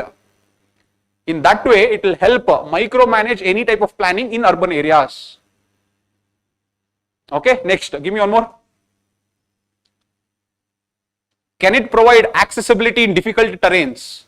Drones. For example, remote sensing is monitoring a satellite. Sorry, remote sensing satellite is monitoring a mountain. Okay, but inside that mountain, can it access the volcanoes? You are understanding this? To access that inaccessible terrain or a difficult terrain or a dangerous terrain, what can go? Drones. That's all. It can help us understand the physical phenomena much better by providing accessibility to the dangerous terrain or the difficult terrain. This is all you have to tell. I hope you are understanding this. This is all. There is nothing too great about it. If you know the basics properly, it is all about play of basics. That is why I keep telling you, don't read more, write more. Because when you are writing, it will make you think. I hope you understood this. Okay, so this is about the question. Okay, so this is there. The next is onshore and offshore oil. This was a difficult question because usually we will not touch upon this, and I would have just told 1 or 2 statements about this. So 2 things that you should at least know. How are petroleum and natural gas formed? How are they formed? Fossilization of marine microorganisms, that you will know. And where are petroleum and natural gas found? In continental shelf. So these are the 2 informations that you will know. Okay. When that continental shelf comes up above the sea level, then that is known as onshore of oil mills. When it is inside the continental shelf, then that is known as offshore. Okay, so this differentiation you should know. Let me read out the question first. Look at this.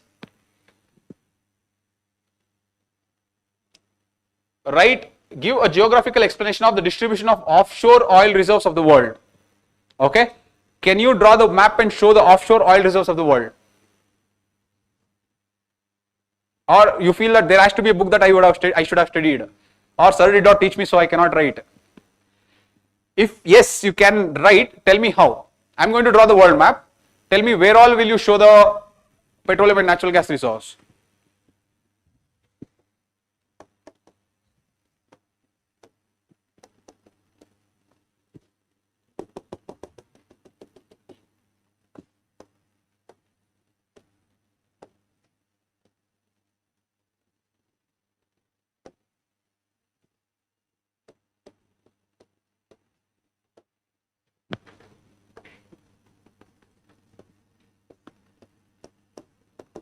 Okay, where all will you show petroleum and natural gas reserves?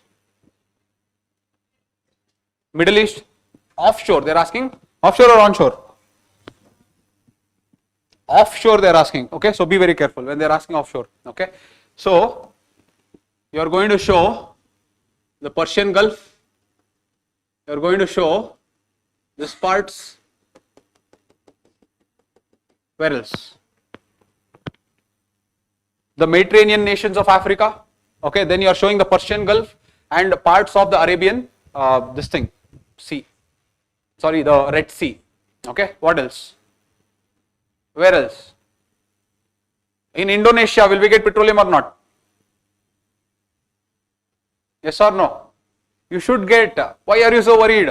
Okay, obviously there will be one. See, Indonesia is an island. An island will have continental shelf. Yes or no? If continental shelf is there, at least there should be some place in the continental shelf where there is petroleum and natural gas. Yes or no? Then right. Why are you worried so much? I hope you are understanding this. So, see, this is what you mark. Okay. Come to South America. Tell me where petroleum can be there. Tell me one country that's always in the news for petroleum and problems. Venezuela. If Venezuela petroleum is there, which part is Venezuela? Gulf of Mexico part? That is on the northern part. Mark this entire thing. That's all. This is what is smartness. I hope you're understanding this. If you feel that there has to be a book I have to read to mark all these things, you will not get those books. You have to make sense of whatever knowledge you have to write the answer of whatever demand the question is. I hope you are understanding this. Apart from that also, see, there are some parts here you will find, there are some parts here that you will find. And obviously the North Sea. We know that the North Sea also is making a lot of news because of the, what is it? There is a pipeline there, very famous one. Anyways, the North Sea is also in news. So that is another part. So this is the distribution of offshore oil reserves. That's all. So with your common sense, except 2 or 3, you could have marked whatever distribution. That is how you have to do. Did you understand this? That's all. Next. The next is, see, you have to geographically explain that also. So what you have to geographically explain is, there you have to tell petroleum and natural gas, will it be found in basins or will it be found in flat lands? It will always be found in basins. Why? Because basins are sites of deposition. So when these marine organisms die and go and sit, because burial happens, that marine organisms will undergo fossilization, that will form petroleum and natural gas. So geographical explanation you have to give this. That is what they are trying to ask. Okay. Then they are asking, how are they different from onshore occurrences? Okay, alright, let us assume that onshore occurrences you don't have much idea, but differences you can definitely write. Okay, when I say differences, look at this like this. If I take this side as offshore and this side as onshore, okay, differences with respect to which is more available, for which technology you need more intensive, which is more capital intensive, which is less environmentally degrading, okay, which is economically more viable. See, like this, if you answer this and go, that is only the difference. For example, in the world, offshore is less, onshore is more. In technology, for offshore, you need advanced technology, whereas for onshore you need relatively less advanced technology. Why? Because it's on the land. This is in the ocean, so you have to go to the ocean and dig deeper. Obviously you need advanced technology. Okay. Next, capital. This offshore is obviously capital intensive, whereas this is relatively capital less. Dig Boy in Assam, which started 200 years back. Obviously that means it has to have less capital and we can start it. Whereas Mumbai High, that is there in the continental shelf of Mumbai. Okay, it requires greater capital to start. See, common sense. Then, which is less, offshore is less or onshore is more degrading? Offshore, oil spills can happen. If oil spills happen over water, it is not easy to clear. Yes or no? So, it is more degrading compared to this. Okay. So, like that, which is more economically viable? Offshore is. Okay. Why? Because, onshore is, not offshore. Obviously, capital intensive there is. Onshore is more economically viable. Look at this. This is how you create these dimensions and you start answering the differences. But problem what happens is, the moment they ask you difference between onshore and offshore, people will think that I have to write very technical points. I don't know the technical points and they will skip the answer overnight. That is not the attitude.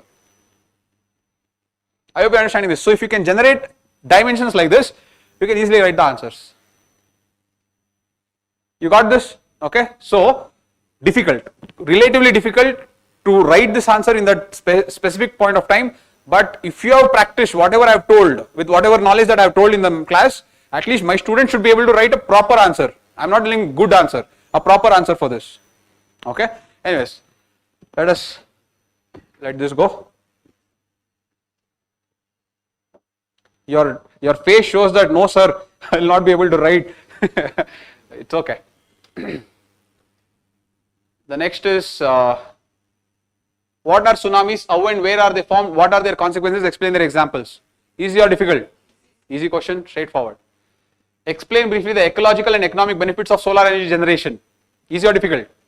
You will draw the world map and show the solar energy potential sites of India.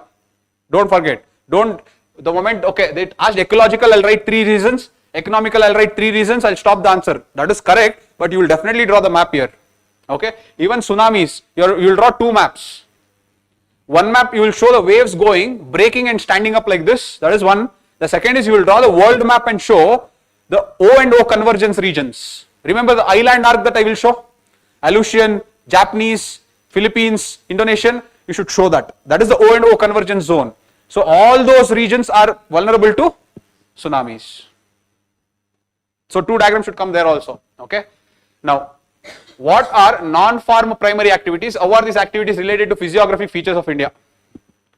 First of all, tell me what are non-farm. First of all, tell me what are primary activities.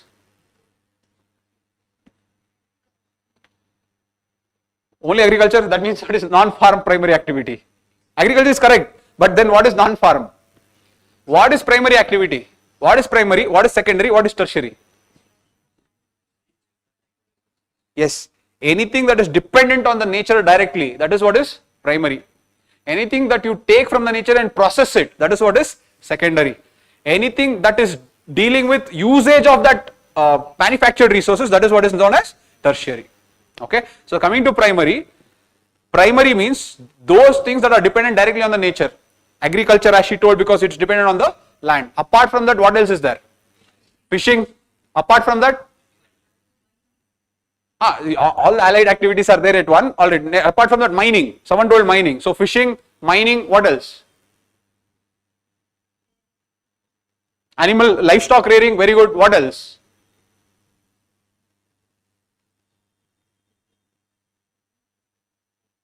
Which one? Apiculture. All right. Anything? Anything else? Sorry? No. Non-farm primary activity. Gobar gas, as in what is this thing? It is not an economic activity. Okay. It will support an economic activity.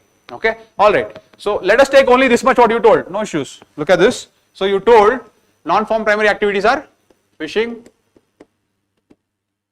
mining, livestock. You can keep going. Pastoralists, nomadism, shifting agriculture. There are so many different things, but we will take only this thing what you told. Now, what is the question? The question that they are asking is, what are non-farm primary activities? You will elaborate what is non-farm primary activities. How are these activities related to physiographic features of India? Okay. Basically, then what you will do, discuss with suitable examples. Take fishing. How is it related to physiographic features of India? You will talk about the coast. Okay. And when you are talking about the coast, you are going to draw it in detail. You are going to talk about the fishing in the west coast and fishing in the east coast. How the potential is high in the east coast, but the production is more in the west coast. There you are going to give geographical regions. Okay. Talk about the continental shelf. Talk about the coastal communities. Okay. Talk about the climatic factors. I hope you are understanding this. Okay. So these are coming to fishing. Tell me about mining. You will talk about the eastern plateau and plains. You will talk about the Jharkhand, Chhattisgarh and yes. You will talk about geology here. Okay. You will talk about the geology, the Darwarian rocks. Okay. That are very famous for minerals. Then you will talk about the plateau as such. Okay. So about mining. Then come to livestock. Which area will you talk here? Which area is dominantly seen livestock? Central islands. Remember the Bundelkhand, Bagelkhand, Vindhyas, Satpuras, Aravalis, That is the reason that is dominantly seen as livestock. Why is livestock dominant there? Why is livestock dominant there? Climate. What type of vegetation is seen? Very good. Pastures. Pastures will support what? Livestock. That climate will support what? Livestock. Agriculture is not dominant. Why? Because rainfall is very less. The climate does not support agriculture. So the entire dominant is going on to livestock. See, like this. 3 important cases, 3 important diagrams telling 3 important geographical features. Your answer is over. You will be understanding this. Straightforward answer these are. That's again, you don't have to read any book. If you know what is non-farm primary activity, you will be able to answer. Okay, that also, if you just sit and think there for a minute, you will be able to understand it. If they're telling non-farm primary activity, that means farming is also primary activity. If farming is also primary activity, what else are there? If you can just think like that, you will be able to generate it. It is not that difficult. You got this? Okay. The next one. The next is, how are the climate change and sea level rise affecting very existence of many island nations? Easy or difficult? Easy? Okay. Whenever they ask you, how are they affecting? It is a consequence. Think of the stakeholders. Okay. What are the stakeholders? I have told you in my keyword approach. Think of atmosphere, lithosphere, hydrosphere, biosphere, how it will affect different spheres. Okay. So in that island nations, what will happen to the soil? In that island nations, what will happen to groundwater? In that island nations, what will happen to the organisms there? In that island nations, what will happen to the coastal communities who are standing there? In that island nations, what will happen to the entire citizens as such? In that coastal nations, what will happen to the economy as such? Because island nations, will it be agrarian dependent or fishing dependent? You are understanding this? Will it be inland dependent or coastal dependent? Understanding this? So their tourism will be hurt, their fishing will be hurt, livelihood will be hurt, the entire economy will collapse. So that is the line of thought you should think for this question. I hope you understood this. Again, it becomes very easy if you know how to generate the dimension. Okay, it is all about dimensions, it is not about content. Content, after generating the dimension, automatically you will put. But the moment you are looking at the question, you should know how to generate the dimension. I hope you are understanding this. So overall, for my students, whatever keyword approach I have thought is more than enough. Just believe in that and practice it.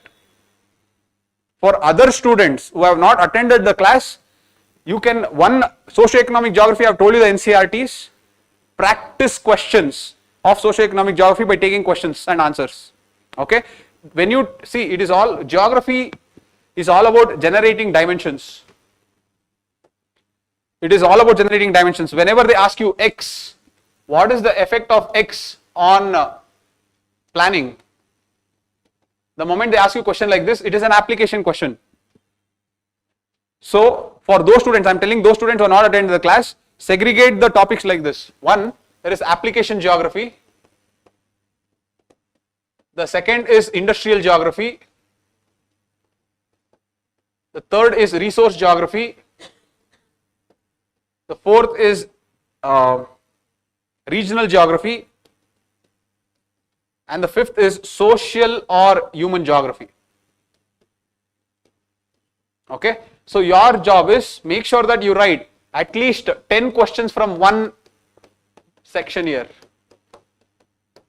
If you write 10 questions from one section, let us say in every question you are getting 2 keywords. In every question, if you get just 2, I am telling minimum, if you get 2 keywords, if you write 10 questions, how many keywords will you get? 20 keywords, 20 keywords, 20 keywords, 20 keywords, 20 keywords. For those people who have not attended my class, this is the approach. If you feel that there is a book, there is no book. The books that you have to read it, 8th, 9th, 10th, NCRT, and your India Economy and People, NCRT. Okay, but overall if you have to develop depth, make sure that you follow this. There is no single book that will give you, and it should not be like that also. Okay, take a question, generate dimensions. That's all you have to do. So I hope all those students watching in the YouTube got an idea of how to approach geography. Okay, alright, so this completes GS1. Alright, so we have discussed about every section, what is the changing trend, what should be the demand, and what is your challenge regarding that. Now, regarding GS1, coming to your preparation. Now I am coming to your preparation. Tell me, how is your preparation going on with GS1? To what point have you done All the classes is done, correct?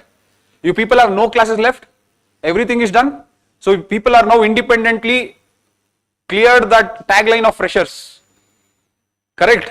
Alright. So now that means that what are you doing now with respect to GS1? Can anyone tell me? I've just discussed history, society and geography. Tell me frankly, if you don't tell me, then how will I address it? Or if there is no need to address also, at least update to me what exactly are you doing in GS1. Okay, let us break it down. With respect to history, what is going on? Yes? You are making main specific notes? Very good. If you have main specific notes already, then it is good. If you don't have main specific notes, but if you have the content with you, don't sit with the content with an attitude that the same thing what I study for prelims, it is same only, so I will read then only. Don't do that. I hope you got the takeaway. What is the takeaway? Everything you are going to create a flow chart, and then you are going to create questions out of it and write answers to it. This is what is history. Come to the next one. What is next? Society. What are you going to do? What are you doing? Okay, one, I am assuming and only telling. I hope that sir would have done society. You people have the notes of society, so you will revise society. First thing you will do is, after revising society, you will write the last 10 years questions. Correct? Writing last 10 years questions will cover all the conventional themes. What is the next? Yes, you will go to social justice, take two questions and try to solve it from the angle of society. Clear with this? So this completes your society. Come to geography. What are you doing in geography? One, make sure that you revise my notes completely, okay? And those students who are not attended, make sure that you revise your conventional notes, because see, world physical geography questions this time has not come, or one question has come, but again the questions can come back. It is not that it will never make a comeback. If it comes back, then one question in climatology, one question in oceanography and one question in geomorphology, you will not be able to answer. So make sure that you revise world physical geography, you revise the world physical geography, and obviously you revise Indian geography. Indian geography is also important. The third part is socio-economic geography. Do this. For my students, you already have the keywords with you. Write answers. Take whatever questions are available. In Insights website, I have told you, secure questions. It is already segregated subject wise. So take all the geography questions in the last 1 year. That 1 year questions, you segregate only the socio-economic questions and write answers on that. Okay. So that is the best thing to do. If you write socio-economic geography questions of the last 1 year from the secure questions, let them ask you anything, you will be able to write. You don't have to worry about it. Is it clear with respect to GS1? Yes or no? Okay. Was this session helpful? Okay. So we will take a break for 10 minutes. We will come back and finish GS2. Okay. Today we will complete GS2 and stop it there. Next week, again in the next Saturday, we will take one more session where we will complete GS3 and GS4. But I hope that you understood what we are trying to do here. Okay. We are not trying to do anything but understand how the next 2 months should be. Okay. Because very, very important is by December, you should be done with your mains preparation. How is your optionals going? How many people have completed their optional? Raise your hands. How many people will complete their optionals in the next 1 month? Raise your hands. How many people will complete the optionals in the next 2 months? Raise your hands. How many people will not complete the optionals by December? Raise your hands. Thank God. Okay. Please don't end up there. I am not demeaning any optional or anything like that. Post December, 2 things will happen. One, how much ever confident you are, you will see the entire environment shifting towards prelims. Automatically, you will also shift. If you don't shift, your mind will not allow you to, because they will tell Mahol. That Mahol will be like prelims. In that Mahol, if you want to study for mains, it will not happen. So everyone will shift. Okay. The second is, if you have not finished GS, we can somehow manage. If you have not finished your optional, especially if you have not finished one entire paper, you cannot manage it after prelims. It cannot be possible. Okay. So make sure that whatever push you want to give, you give that push, but finish the optionals by the end of December. Maximum.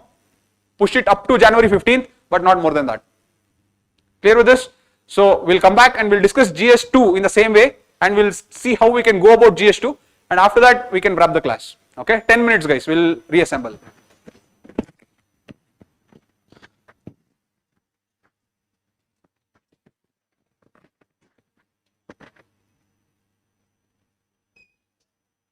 Even though knowing the things we can't able to generate in exam pressure. See, if I ask, any one of you, let us say that, do you people play cricket? Okay, assume that you will play cricket. I will tell you, okay, today you go and play against Pakistan in the international tournament. Will you go and bat? Can you stay even for 1 over? This is also the same way. Why are you taking this differently? There you are telling no, sir, that is international level, sir. How can I go without any practice? Then here also the same thing is there.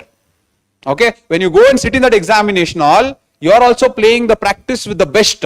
You are also, the opponents with you who are sitting for competing for that exam is the best in this country. So when you want to compete with the best in this country, you also should practice like them only. Okay, so if you are not able to generate the points in exam like conditions, it only means that you lack practice. It does not mean that you lack intelligence. Okay, so generating points is not something that is great or something that is innate in you, natural. You can acquire it. That's what I told. Take that question, sit and think. But if you don't know about the subject only, and if you sit and think, nothing will come. Okay, you have to read that subject first. You have to understand. For example, you have to know society syllabus properly. If you know the society syllabus properly, then you sit and think, these points will come. As society only I have not revised, sir, nothing is going to come. I hope you are understanding. So once you read the subject, you are done with studying, then thinking, generating, listing out the keywords, again revising the keywords, applying the keywords, generating more keywords, using it. Keep doing that, automatically it will become easy. I hope you are understanding this. Okay, all right, 10 minutes, guys.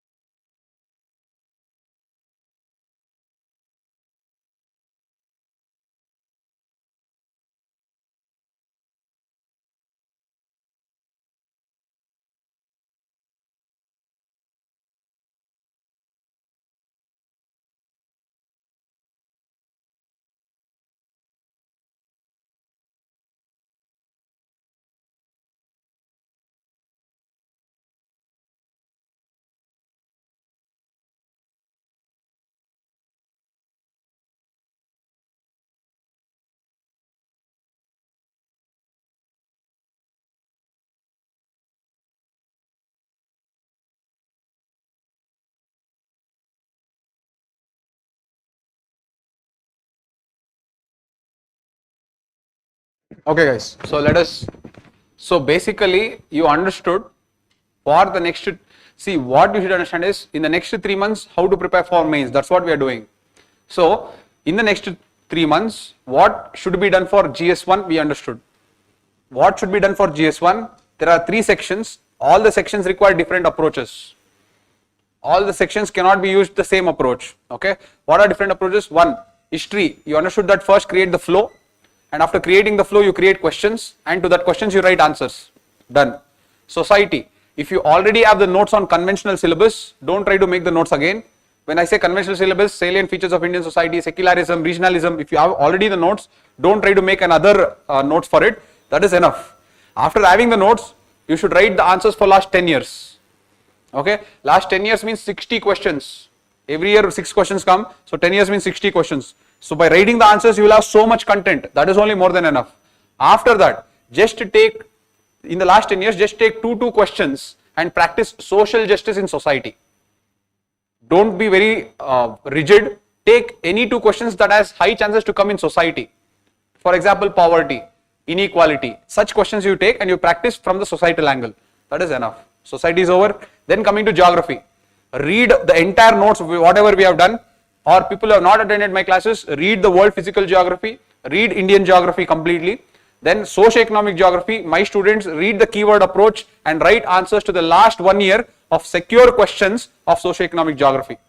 Who have not attended my classes, socio-economic geography, read the 8, 9, 10 NCRT, the 12th standard India economy and people, and do the notes like this for socio-economic geography. So I hope you understood how to go about doing your preparation for GS1. Shall we start with GS2? Alright. So let us start off with GS2. So in GS2, again you have to understand every section requires a different approach. Okay, you cannot apply the same approach everywhere.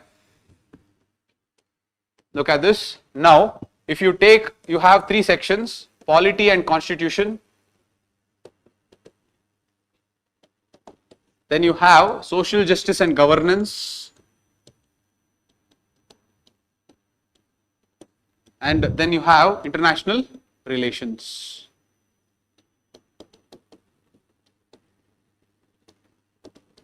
Okay, the first, see, polity and constitution, this is the dominant part in paper 2 because 10 questions every year will come from this. Okay, you will have 6 questions from social justice and governance and 4 questions from international relations. So the marking distribution is 125 marks, 75 marks and 50 marks. Okay, so overall this will be the marking distribution. Okay, now if you take, first let us look at the polity and constitution. Okay, obviously sir would have taught the entire thing of polity and constitution. I am assuming that you people will have notes with you.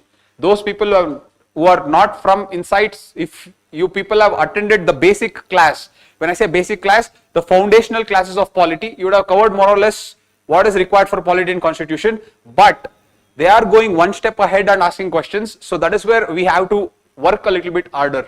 Okay, look at this. First, let us try to find out what the questions were this year. So if you take polity and constitution, 10 questions that were asked. Look at this. One was RPA Act 1951. Okay, in this, see, RPA is a point in the syllabus. Anyone would have made notes, they can write answers to it. But they have gone one step and hashed something in the second half. Okay, one, they have told, talk about the corrupt practices. Talk about the corrupt practices that is defined under section 123 of RPA Act. This everyone can answer. Why? Because it's coming from the static part of the syllabus. The second part is where you have to require some level of analysis. What is the second part? They are telling that let us assume that there is a legislator. That legislator has disproportionate assets. Will having the disproportionate asset by a legislator or a candidate standing for the election come under this corrupt practice? Now look at this, the second part, what they are asking, this disproportionate asset. this disproportionate asset, this part is where it requires your wisdom of the subject. It does not require your content. That wisdom will come by reading. I will tell you how, but I am just telling you how they have gone one step ahead. They are not asking you direct. One, obviously you should know what is RPA, obviously you should know what is section 123, but they are asking one thing extra. That requires depth. Okay. So this was the first question, RPA Act. The second question was administrative tribunals. Okay. Again, straightforward question on one side. What is the use of administrative tribunals? Obviously, everyone can understand the use because they help in complementing the role of judiciary. So you can talk in those lines. Okay. Now, here also they have gone one step ahead and they have asked, examine the rationalization of tribunals that was recently done. See, that rationalization act that was done in merging the tribunals, abolishing the tribunals. So you have to talk on those lines. Now to talk on those lines, you need to do that extra work.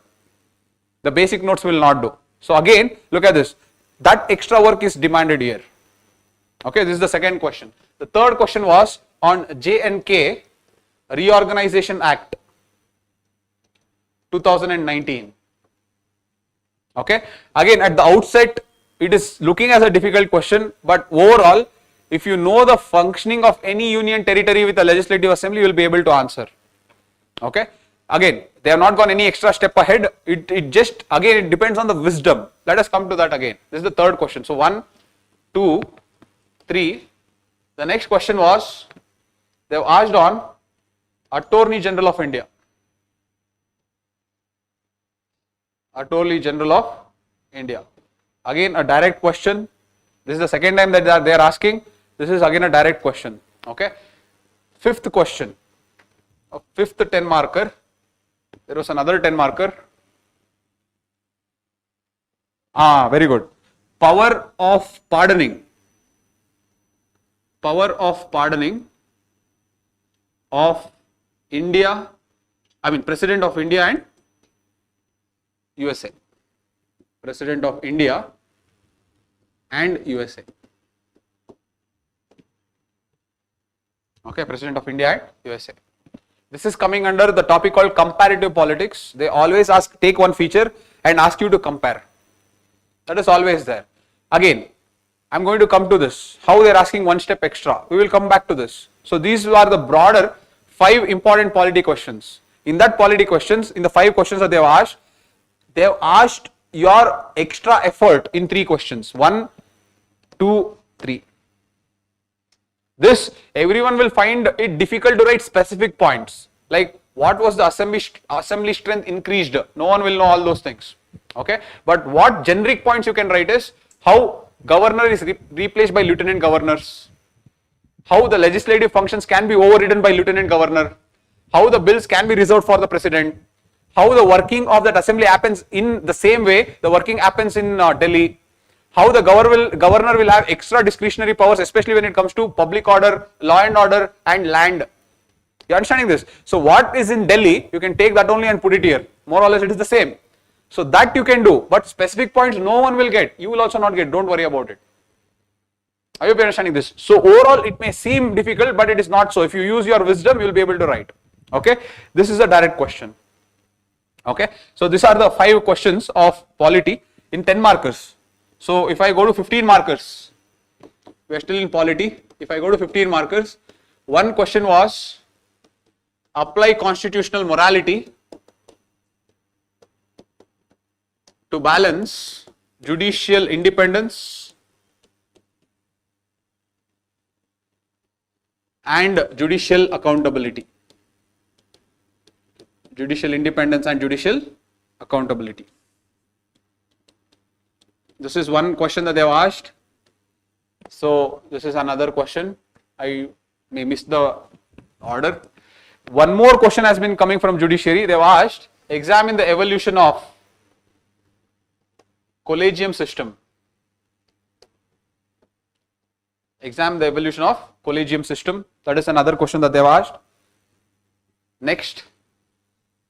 What else? Paper 2. Yes. The next is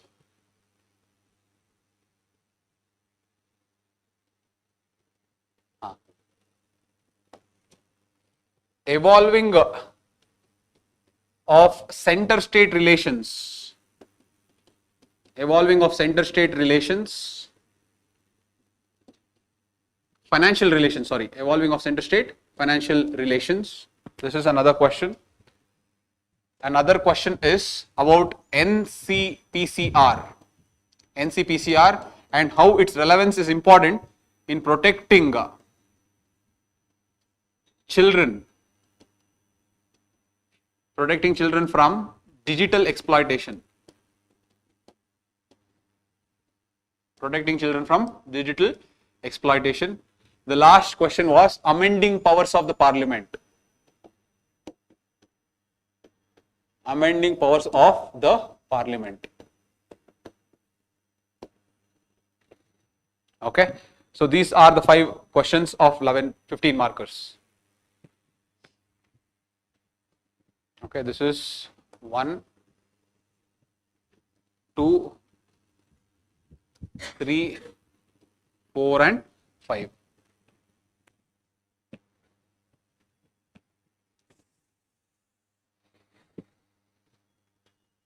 Okay, now let us discuss in brief. See, one thing you should know, always in a GS2, 15 markers will be relatively easy. It is always the 10 markers that will be very difficult. Okay, so keep that eye. Now, come back to this. Sorry.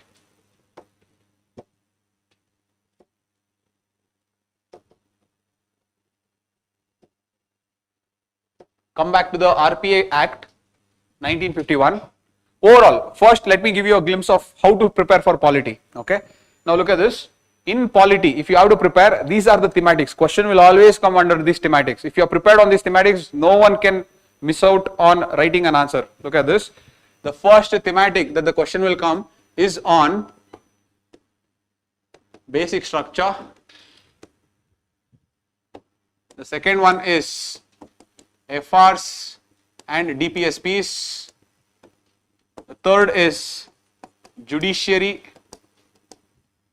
The fourth is parliament.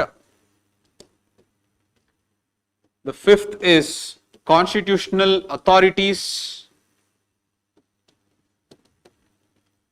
Constitutional authorities, when I say constitutional authorities, it means president, vice president, speaker, deputy speaker.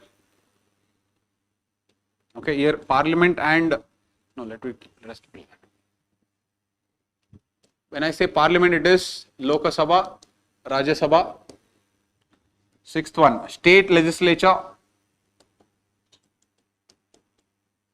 Whenever I say state legislature, it involves the legislative assembly as well as the speaker. Okay, both. Seventh one, federalism or center-state relations. Federalism or center-state relations.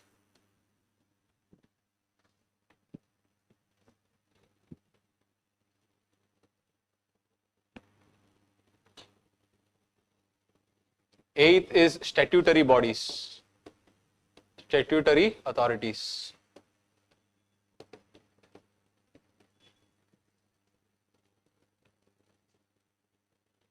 Okay, whenever I say judiciary, it also involves alternate dispute redressal system or alternate dispute mechanism.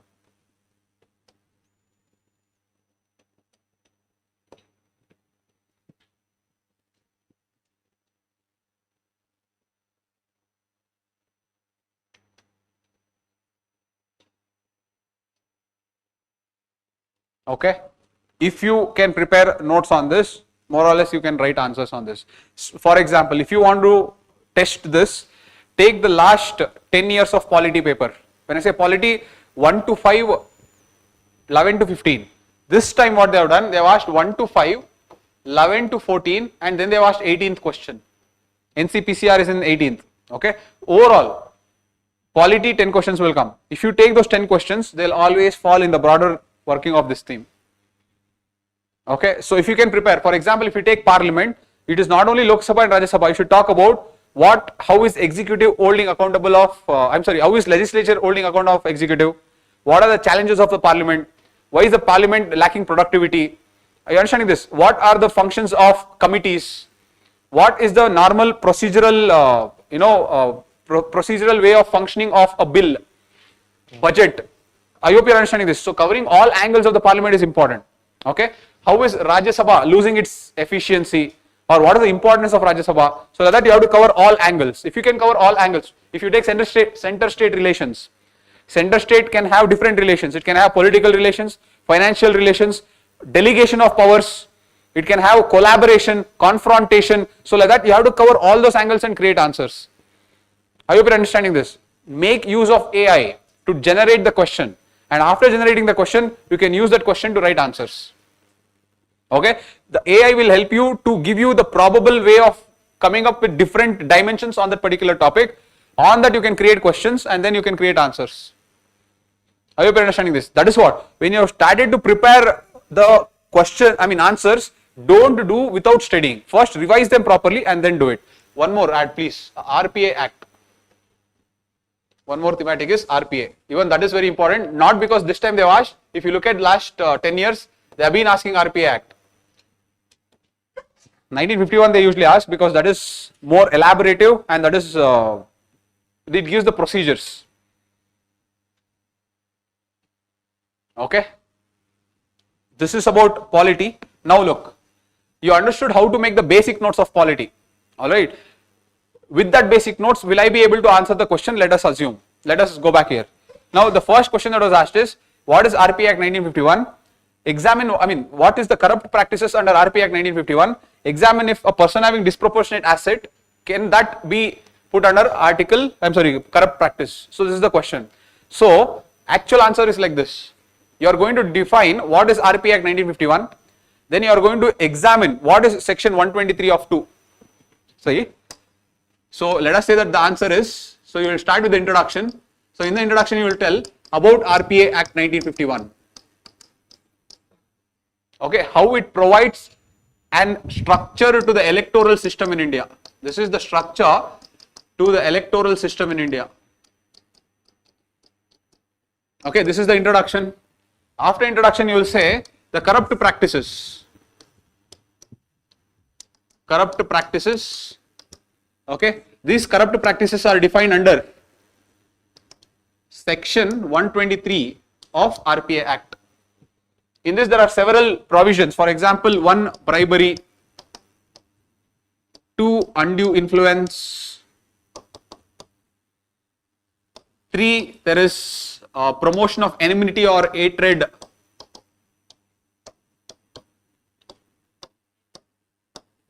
okay, like this there are many provisions of section 123. Okay, now if any individual practices any of these practices, then by default it becomes a corrupt practice and that individual will be disqualified under section 8 of RPA Act. This is what the Act says. So this is something that everyone will know who have prepared notes on RPA 1951. Okay, now comes the next part where what are they telling? They are telling that if a legislator or a candidate has excessive or disproportionate asset, obviously that is a corruption. Disproportionate asset means you have more asset than what you should have. That means by default it's a corruption. So if it's by default corruption, can we consider it as corrupt practices under this Act? Okay. Now to write this, you have to use your wisdom. There is no book that is going to tell you this. You are understanding this? So 2 points you will say. Under this Act, nowhere it says that disproportionate asset by default will become a corrupt practice. So that is the first thing that you will say. Directly this Act does not mention in any provision under the RPA Act under section 123 that disproportionate asset is part of the corrupt practice. Yes or no? But this is where a lot of people will stop. No, but you should not stop. What if that disproportionate asset, that person is using that money to influence voters? Can this be corrupt practice? Yes or no? Why are you missing this angle? This you should tell. This is where wisdom comes. You should tell that. In the second point you should say, when that candidate or the legislator uses the disproportionate asset in influencing the voters and voters' decision, then it is implicitly meaning that it comes under the corrupt practice under section 123 Act and can be disqualified. Okay. For example, look at this. Section 123 of 2. Section 123 of 2 says undue influence. Okay, undue influence means you are taking some money and you are trying to influence that voter. Can I put this entire disproportionate and influencing voter under this? This is how you will look. This extra step, whatever you told, this requires wisdom. No book will give you. I hope you are understanding this. Now, why are they asking this question is, this was told in Lok Prahari Supreme Court case 2018. There are two cases. 2023 case talks about ad hoc judges. 2018 case, Lok Prahari judgment is talking about this only. When a legislator has disproportionate asset and that legislator is influencing the voters, can I disqualify that legislator? This was the question. So they told that it does not come directly under corrupt practice just because that person has disproportionate asset. If that person has disproportionate asset, what should we do? We should do Prevention of Corruption Act 1988. So that legislator should be punished for the disproportionate asset, and that should be punished under this act, not this act. But the moment that disproportionate asset is taken and the influence is done on the voter, then you come under. This is what was told in Lok Prahari judgment 2018. But I am not telling you that you should write the judgment, you should know the judgment. I am telling that using this wisdom of just because they have disproportionate asset, it will not come. But if they influence the voters, automatically it comes under the corrupt. That wisdom should come automatically. I hope you are understanding this. So, here also, again, no textbooks will give you this. And I am not telling you that you should have known that Lok Prahari judgment to write this also. I am telling that if you revise the same thing again and again, if you know this section very thoroughly, then you will know that directly though there is no provision, but indirectly if it influences, obviously there can be this thing. I hope you are understanding this. That is why basics becomes very important. I hope you are understanding. This extra level, to write this extra level, if anyone will try to read books, you are going to not succeed. But how to create this wisdom? In two ways. In two ways you can create the wisdom. One, revise the basics, read newspapers. Okay, in the last 2 months, do you know how many important cases have come? Are you tracking this? Important cases that are happening in the last 2 months? Tell me one case in the last 1 month that has been a landmark judgment. Not even last week only it happened. What is this case? Sudeep Saho versus the state of Andhra Pradesh. What is this case? No. That is Shivangi Bansal. That is Shivangi Bansal versus Shaib Bansal case, section 498 of IPC or section 51 of BNS.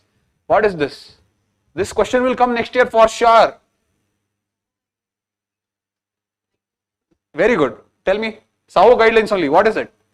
They have expanded the scope of Article 21 to include mental health. So now mental health is also part of right to life and personal liberty. You understanding this? What I am trying to tell is, sir, how to know this? Will I get notes? You will not. You should not get notes and try to prepare. What I am trying to tell is, this was there in the newspaper article. Every day, all you have to do is, whatever comes in the Hindu editorials, just read that and write an answer on that. That's all you have to do. If you do that, you will be able to remember all these things. Okay, there was one more very important landmark case. Ram Charan versus Sukaram case. Okay, what is this case? 2025 only. Tribal woman is excluded from inheritance in the name of customs and traditions. Is it constitutional or unconstitutional? This judgment told.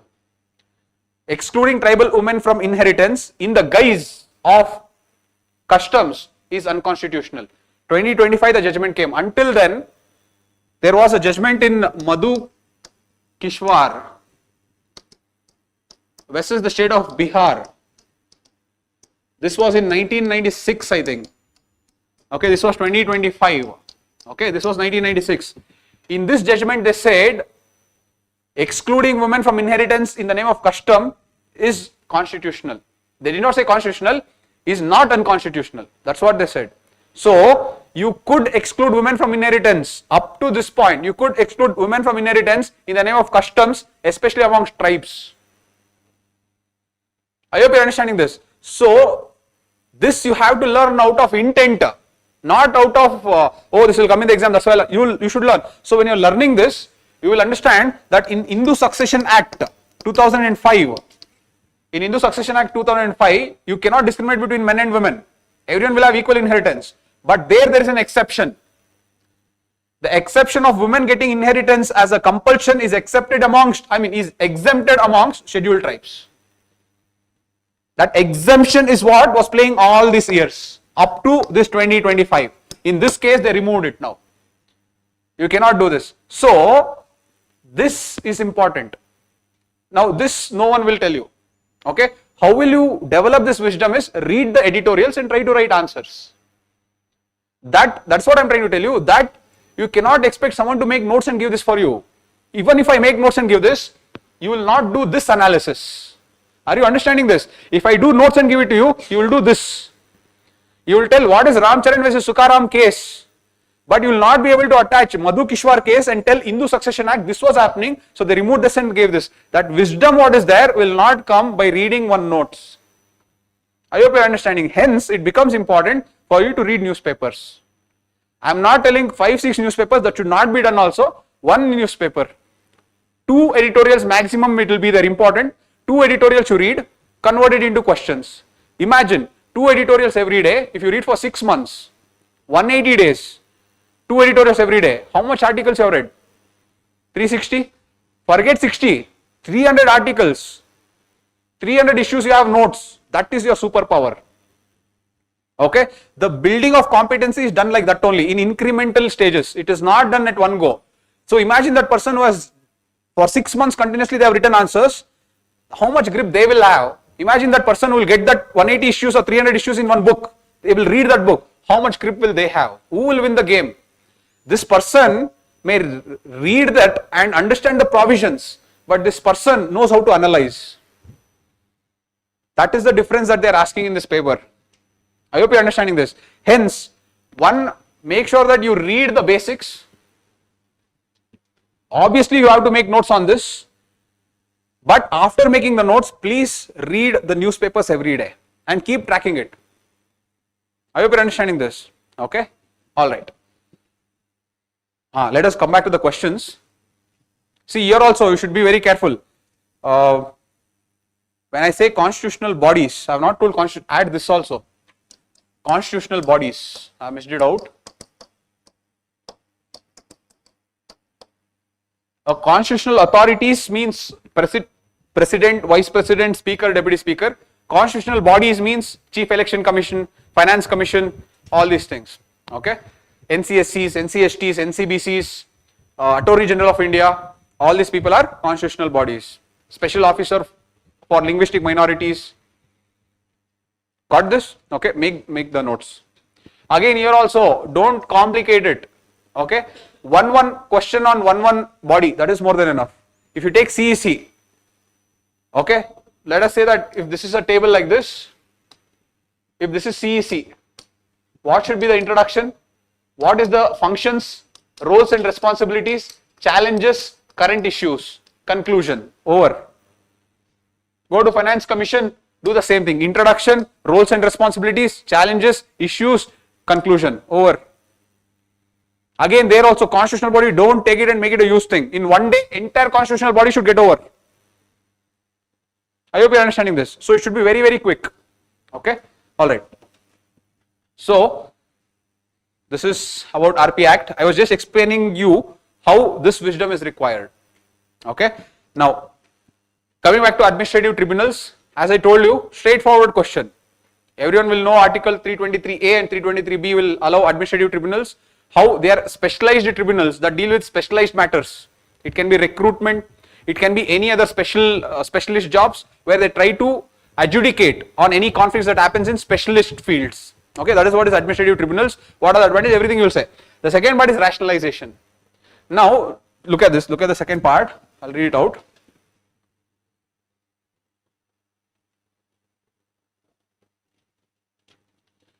comment on the need of administrative tribunals as compared to the court system. Okay, they're talking about the need. Everyone can answer this. Why do you need administrative tribunals? One, they are specialists. You are needed for technical adjudication. Okay, you are needed for some type of proficiency you require in order to understand the conflict. That is the need. After that, whatever the need you have to write, you have to talk about the drawbacks of judiciary there. That is, judiciary is already burdened.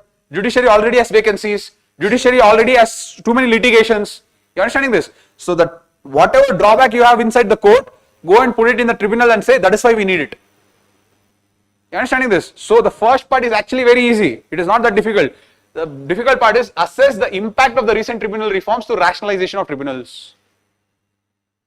You understanding this? So here, this you will not have a lot of points to play with. But using your wisdom, again that wisdom comes. How does that come? By writing a lot of answers. Rationalization of tribunal means what? Rationalization of tribunal means either you are merging two different tribunals, or you are abolishing some tribunals, and you are also creating appointment procedures for different tribunals. Okay, so look at this. Merging, abolishing, obviously, if they are abolishing, then obviously there should be some other system where all the appeals should go. So all the appeals should go to high courts. You understanding this? Now, from this they have told assess. Okay, so when they say assess, you have to talk about the positives. You also have to talk about the negatives. What will happen because of merging? If two tribunals are merged, what is the advantage? What is the advantage? There is better resource use efficiency. Instead of wastage of public resources, there is better resource use efficiency. So that is one, resource use. Next, what if they abolish? What if they abolish? Tell me, if they abolish a particular tribunal, can they redirect all that human resources to better services? Yes or no? So redirection of human resources. Okay, next, by going to appeal to high court, what will happen? If the appeal, okay, forget that you did not know this only. Let us say you got these positives, now come to negatives. If they merge, what will happen?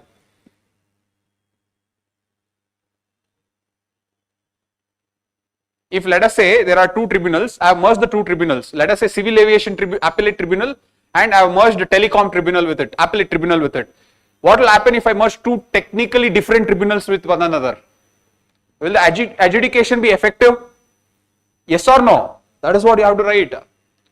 When two technically different tribunals, appellate tribunals are merged, the technical adjudication becomes even more difficult because there is no overlapping competencies. Understanding this? That's all you have to write.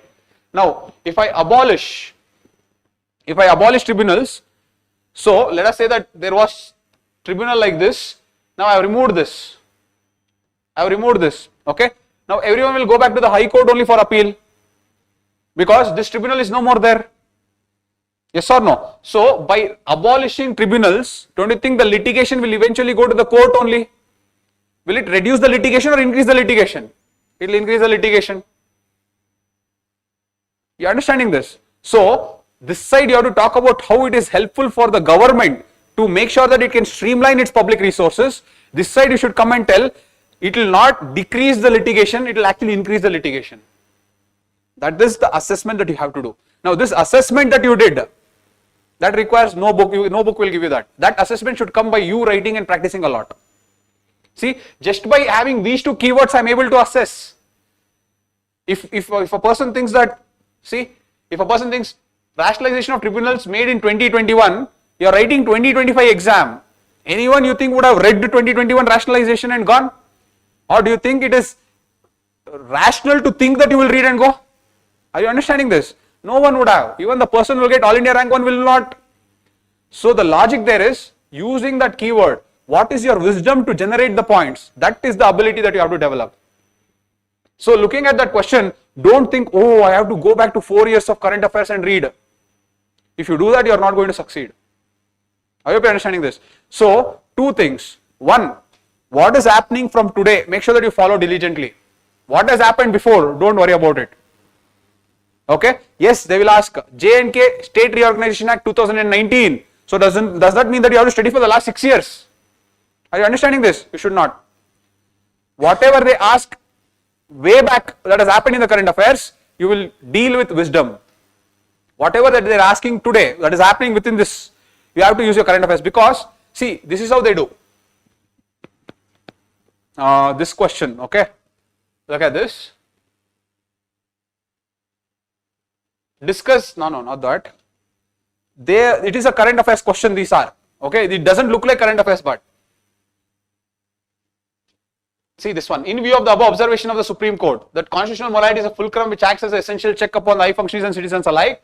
In view of the above observation of the Supreme Court, explain the concept of constitutional morality and its application to ensure balance between judicial independence and judicial accountability in India. Okay, they are asking current affairs. The Mishra case, they found a lot of money in the judge's house, so they created an in-house mechanism. You are understanding this? That in-house mechanism shows that we lack judicial accountability. That is why they are asking this. So, to answer this question, you should have read current affairs. Because in this entire question, they are not giving you any hint of the current affairs. So, in polity, two things. One, you should be keeping track of what is happening currently, and don't overcomplicate it. Every day, 2 editorials is enough. And the second is, they will ask you very long back what has happened. Don't worry about it. You can use your wisdom to answer. Everyone will do that. You also can do that, because they are going to ask you 5-6 years back. You cannot go back and keep reading them. So, I hope this is clear. Got it? Okay. All right. Next.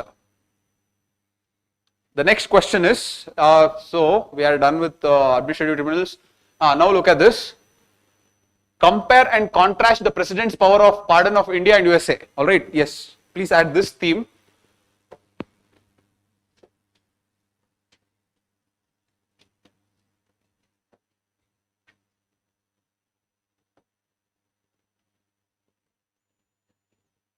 Please add, where is the thematics? 11th one is comparative politics. I'll teach you how to do this comparative politics. Don't worry. Look at this. See, they are not going to ask you more than 3 nations. These are the 3 nations that they are going to always ask you to compare. One is USA. Another is UK or Britain. And another is France. These are the only 3 nations. Okay. So, whenever you read any feature, it can be power of the president, it can be features like secularism, it can be features like appointment of judges. Whenever you study that, from where has that particular feature come? Read the roots also. For example, parliament. Parliament is a feature that has come from which nation? UK or Britain. So, there are very high chances that they will ask you the working of the parliament between UK and this thing, India. Or cabinet, UK and India. When you come to judiciary, there are very high chances that they will ask between which country? You are understanding this? So, if you have that wisdom, you will be able to make notes on this. They will ask only on this. They will not ask you India and Russia. Though we have taken features from Russian also, socialism, they have never asked, tell what is the difference between Russian socialism, and they don't ask like that. Okay. So, overall it will revolve around this. So, this also you can practice with respect to what we have taken from them. On that basis you can talk. Okay. Again, people may say power of pardoning. Joe Biden did pardon his son before leaving the office. That's why they have asked. What do I do with that information? So many things will keep happening, so I can't track everything. Okay. So it is fine. Let them ask. Finding out why they have asked is no use. But they have asked that question. That means that you have to understand that comparative politics is important. So when you are reading the newspaper the next time, if there is anything that is comparable, make sure that it is important. You got this? Okay. Anyways. Compare and contrast the President's power of pardon in India and in the USA. Are there any limits in both the countries? What are the preemptive pardons?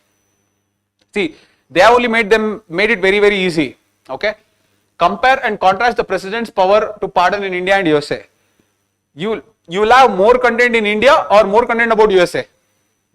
India only. So write about India. So here, when there is a compare and contrast, don't divide the sheet like this. Don't do this. When you know that I have a lot of content about India, but I have very less content about USA, the moment you do this, you show the examiner you don't know. Okay. So whenever they're asking you to compare and you have a lot of content about one and you don't have you have less content about the other, don't follow this approach. Write in paragraph. So basically, you give the heading as pardoning power of the president of India.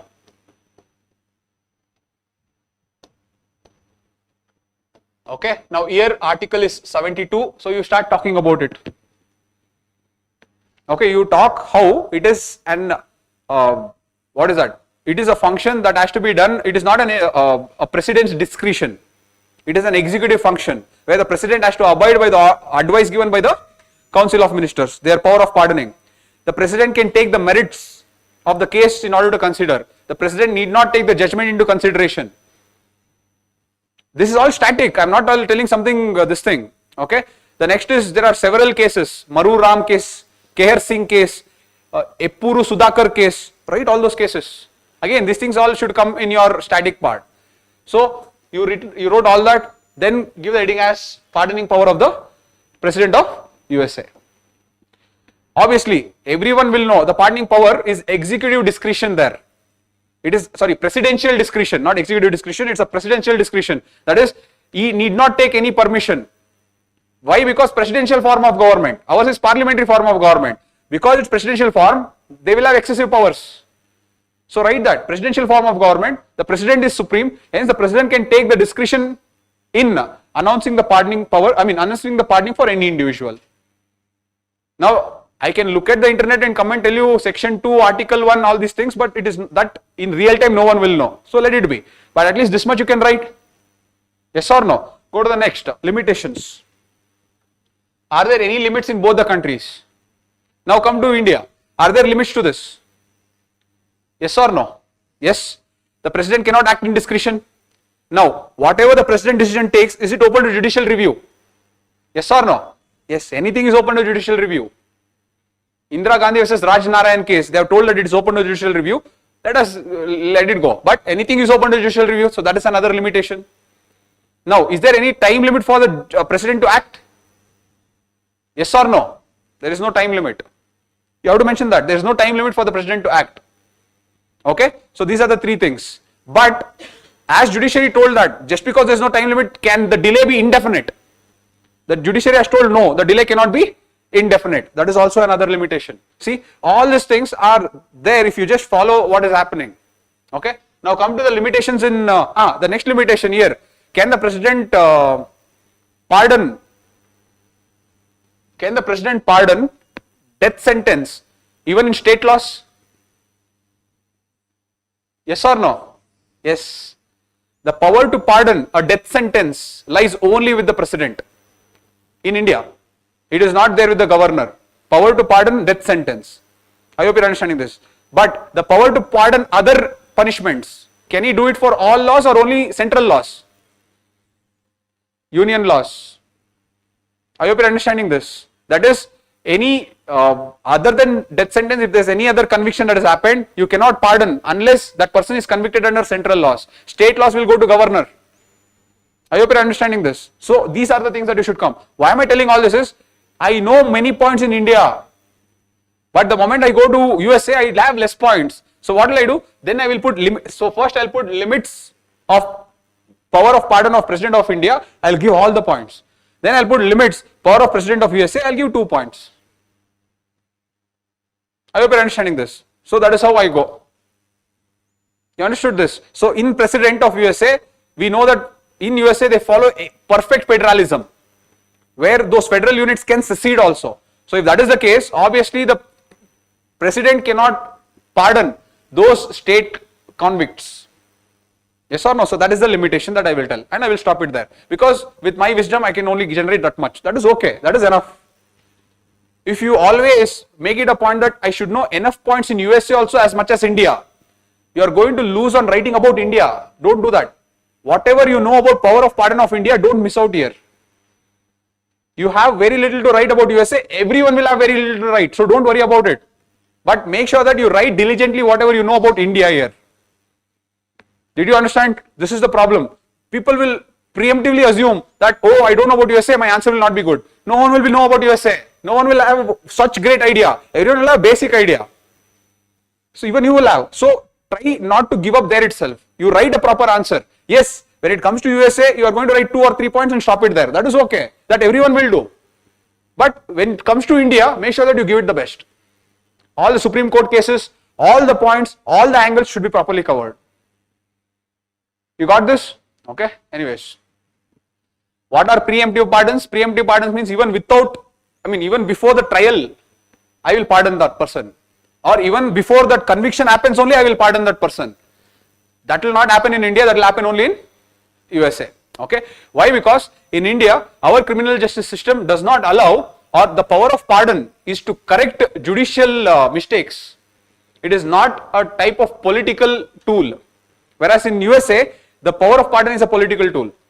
That's why they have allowed preemptive pardons. Okay. We don't allow because it's not a political tool. It is not a discretional. Okay. It is actually an executive decision to undo the mistakes made by the judiciary. I hope you are understanding this. So there are two different reasons. So when you are explaining what are preemptive pardons, you should say it is allowed in USA. Why? You should say it is not allowed in India. Why? If you tell that, the answer is complete. You understood this? Now look, they are also very clever. They could have given this in 15 marker. They are giving it in 10 marker. In 10 markers, if you can write 4 points in India, 2 points in USA, it will not look bad. And they have given 3 parts, 1, 2 and 3, 3 parts. Obviously you can write a very good answer. I hope you are understanding this. It is just that don't get fixated on something that you don't know.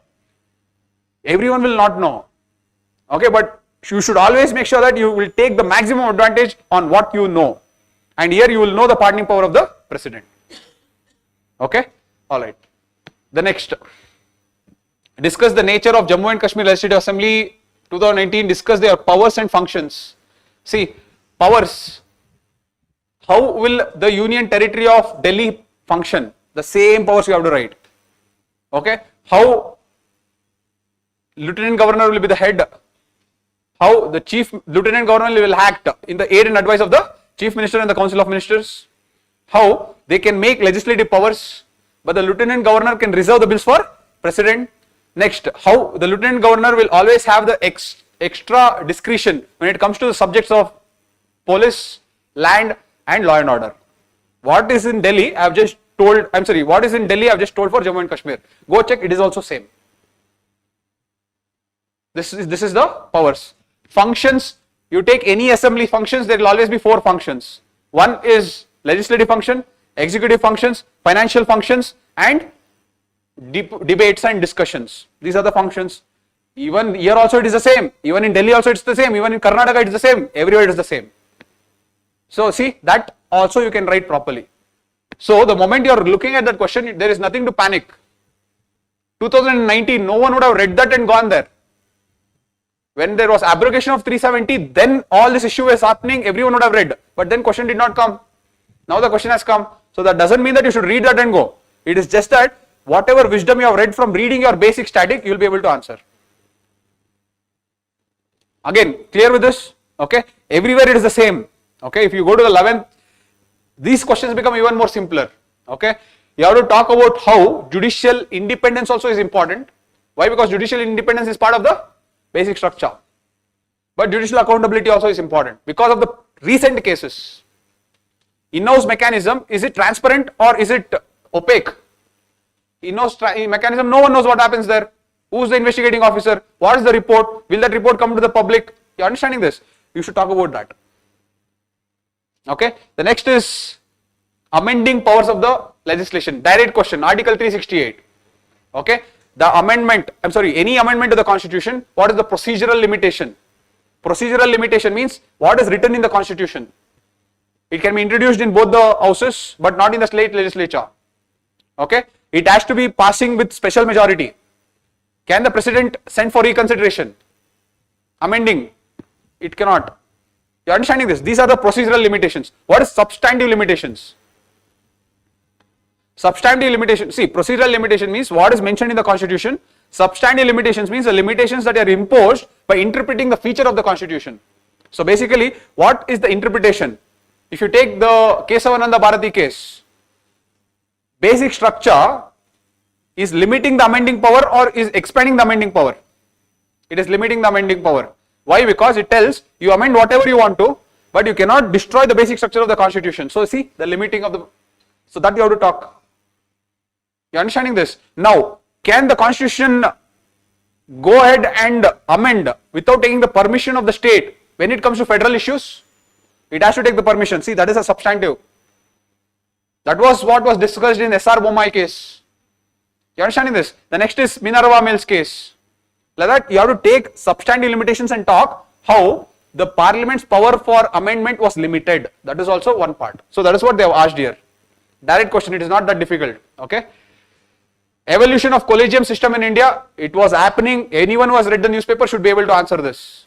Okay. 4 things. First judges case 1983, second judges case 1992, third judges case 1996, fourth judges case NJAC 2015. These things should come. Again, direct question. Alright. The last one is 18th question. The National Commission for Protection of Child Rights has to address the challenges faced by children in the digital era, examine the existing policies, suggest measures. Okay. Statutory bodies. Now, obviously you can ask, sir, you told me to prepare statutory bodies, but here they are asking a different question. They are attaching a contemporary issue to the statutory body. This they can do with anything. Okay. They can ask you, what is the advantage of making National Commission of Women a constitutional body? Okay. Now, when they ask you this, you should not think that I have not read in the book. You should think, what are the advantages of a constitutional body? And you should bring that and add it here. Are you understanding this? The advantages can be with respect to the voting upon on their salaries, their privileges, as well as the security of tenure, the independence, the submission of report, the answerability of the legislators and executives to that report. See, all these things comes with constitutionalization. That is what you have to put it there. I hope you are understanding this. So, they will always take one body. It can be constitutional body or it can be a statutory body, and they will attach it to something. Don't get confused. Here also, NCPCR is a statutory body. You know the roles and functions. They are talking about challenges faced by children in digital era. Okay. So, on this side you talk about the challenges. On this side you talk about NCPCR's functions and talk how NCPCR's protection of these children to overcome these challenges is helpful. I hope you are understanding. Now see, here also they are asking you of wisdom. What is the wisdom here? Examine the existing policies.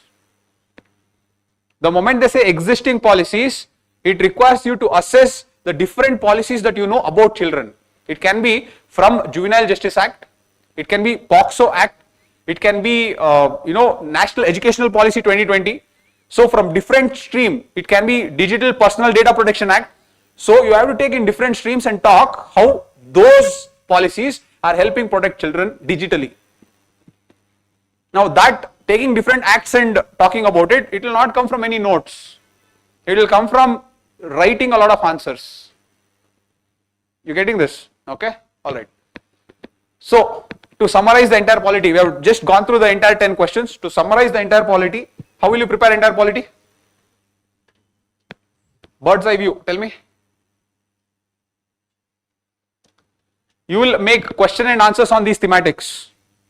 Okay, don't try to be very exhaustive and don't try to spend very much time. Look at the last 5 to 6 years of questions on these thematics, you will get an idea how to frame the question. Okay, but make sure that you write around, let us say, 10 questions on each thematics. More than enough, not more than 10. 10 questions on every thematics. More than enough. After this, what's the next thing? Read the newspaper every day. Make sure that you write at least 2 questions on 2 editorials. Okay, convert that editorial into question and write the answer. Now, when you write the answer, again, don't try to write perfect answers. Whatever they are trying to tell, even if you can write 150 words, that is more than enough. But writing it regularly will help you keep accustomed to different policies, different judgments. Now, that different policies and judgments you can use in the answer even though they have not asked. That is why writing is very important. Okay, so you will get exposed to different policies. Every 3-4 days, one policy they will be criticizing, or they'll be telling about some challenges. So you'll get exposed to that. So when you have that set of policies, even if they have not asked, it will give you the depth to analyze. I hope you're understanding this. So this is what is very, very important for polity. Two things. This is the pillar. Make sure that you make 10 questions on every pillar, and then start practicing that question newspaper. Clear with this? This is how you have to go with polity. Any doubts in polity? Clear with this? Okay. All right. So let me just check the online, guys.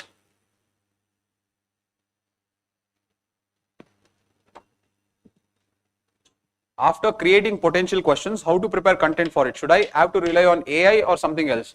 See, there is nothing wrong in relying on AI. Okay. But AI may not give you the most recent happenings that has happened, or AI may give you wrong facts that has happened. So you have to use a blend of both. One, use your basic notes, that is Lakshmikant book. You can use your AI, you can use your internet. For example, let us say that the question is on, alright, let us say the question is on, the question is on the importance of vice president. Okay, you are talking about the significance of the role of vice president in Indian democratic system. Okay, there you put this question in ChatGPT also. You try to go to Google, give the significant role of vice president, read 2-3 articles there also.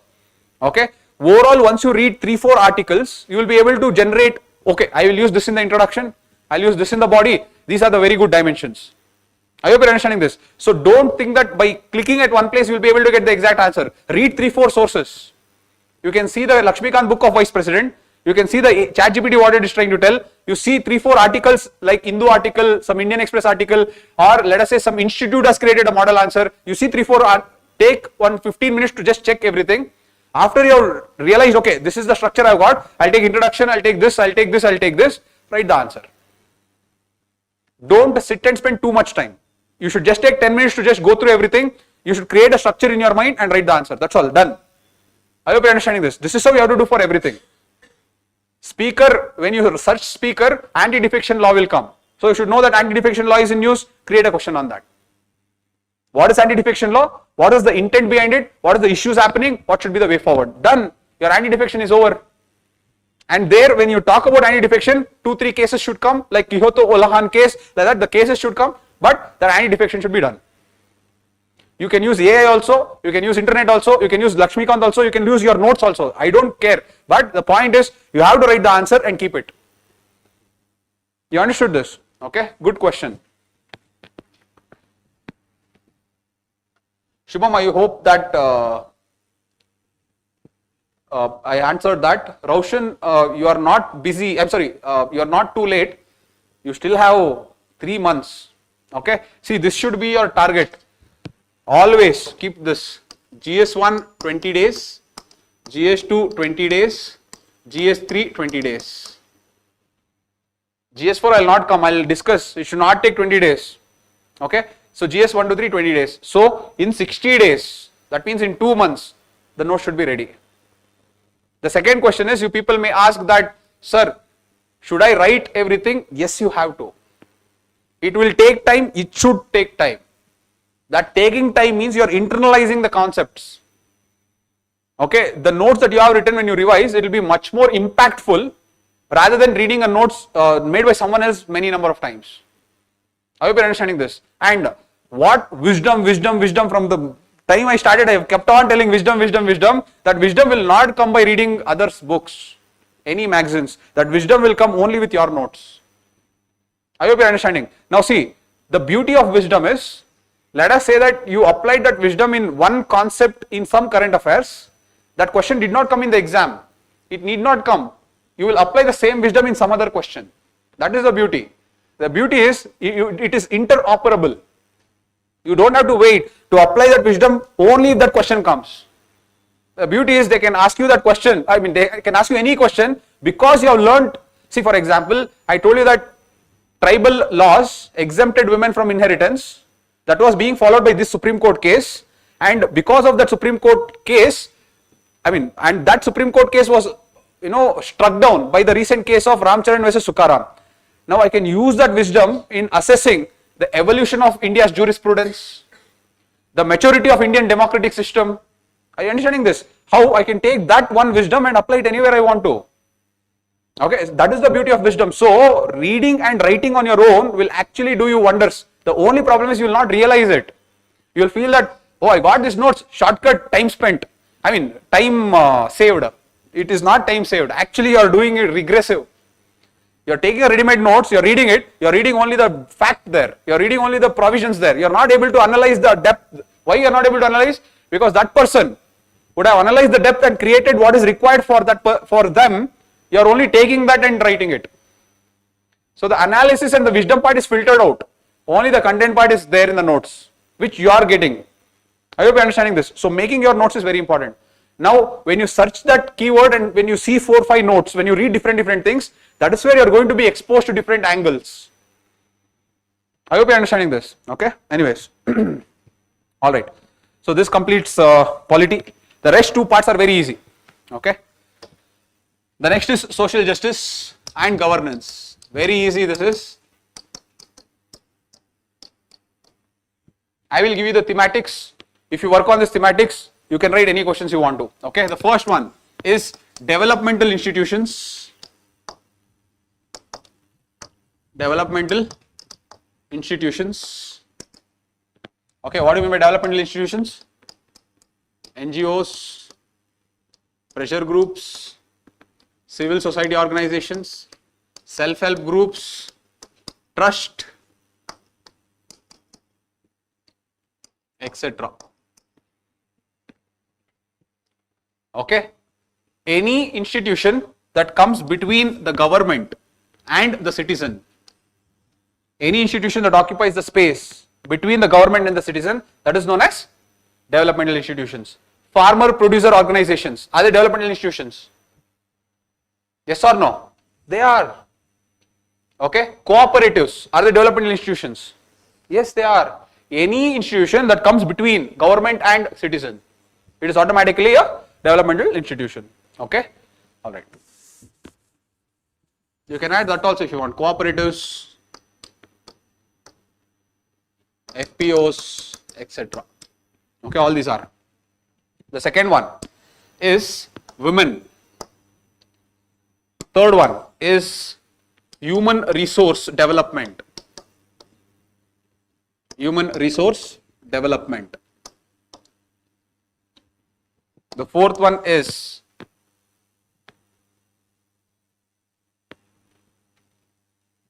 poverty and inequality. Poverty and inequality. The fifth one is vulnerable sections. Vulnerable sections. So here you can say SCs, STs, child, transgenders, senior citizens, widows. Women I have anyway told there, so widows, etc. These are vulnerable sections. The next one is governance, good governance. Seventh one is RTI. Eighth one is e-governance, RTI and Citizens Charter.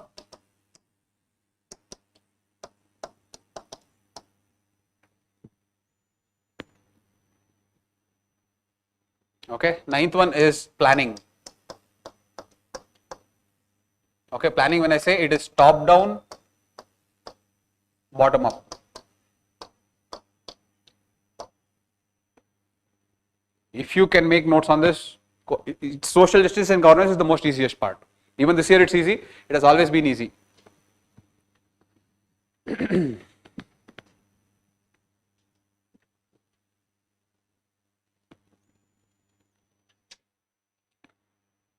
Okay, now before you start making notes, I want you to take the last 10 years and look at the questions. Last 10 years of the question paper, only the social justice, not the entire this thing. 6 questions every year. Okay, I have told you the question number also. 6, 7 and 8, 16, 17 and 18. Okay, question numbers will be there. So just take the last 10 years and put them under these thematics. Whatever I have told. 99% of the questions you can put. 100% also you can put. I am just trying to be safe. 99% of the questions you can put. So once you put them under these thematics, answer them. Okay, answer them by taking the, okay, answer them. I will not complicate it, answer them. More or less you will cover all the thematics. Questions have come on SNGs, questions have come on NGOs, questions have come on public trust, questions have come on poverty, inequality. So this year they have asked. Okay, if you can answer, including this year, if you can answer the last 10 years, your social justice and governance is done. Okay, apart from this, I want you to do two things. Okay, one is in every thematics, I want you to write important policies and government programs. Policies though is anyway less, government programs don't make it more, maximum 2 programs. Maximum 2 programs. Okay, how will you write it? Not from prelims perspective. What is the age of the beneficiary? When will the beneficiary get it? Don't worry about the facts. What is the purpose? 2 points about the pros, 2 points about the challenges. Over. Okay, one more thematic just add, 10th one, health and education. Health and education. Health and education. Okay, that's all. So last 10 years paper, take all the questions and put it under this thematics so that you get the confidence. First you should put it, don't start writing. First you match it, then you will understand, okay, sir is telling the truth. Okay, once you are then sure that yes, all the questions are falling in the bracket of this thematics, start writing answers on them. You will have so much of data and content that is more than enough. Don't worry about anything else. This year also e-governance, one question came, they have twisted the question and asked, e-governance is biased. Last year also e-governance, one question came, they told interactive model of e-governance is good. They keep asking, but whatever they ask, e-governance pros, e-governance disadvantages, the same thing you have to write. Okay, so if you go to the last 10 years, you will be able to assess how the questions are there and how you can answer. So you are going to write answers to them. After that, for example, women. What are the policies for women? 2 policies or 1 policy you will get. Take that policy, write 5 points, necessary points. 2 important, this thing, government program. Okay, so in policies you can talk about the prevention of sexual harassment at workplaces. So that is one policy you can talk about. So like that you can take 2 important policies and talk about it. Programs, you can talk about maternal health as one program. That is, there are many programs where they give institutional deliveries. So you can talk about that. You can talk about one more program, enough. Come to human resource development. So here talk about the skilling part and how employment is being provided. On that you have to talk about. Take poverty. 2 programs, 1 policy. Like that, everything, when you take 2 programs, I have told you, not more than 5 points. What is the purpose of that act?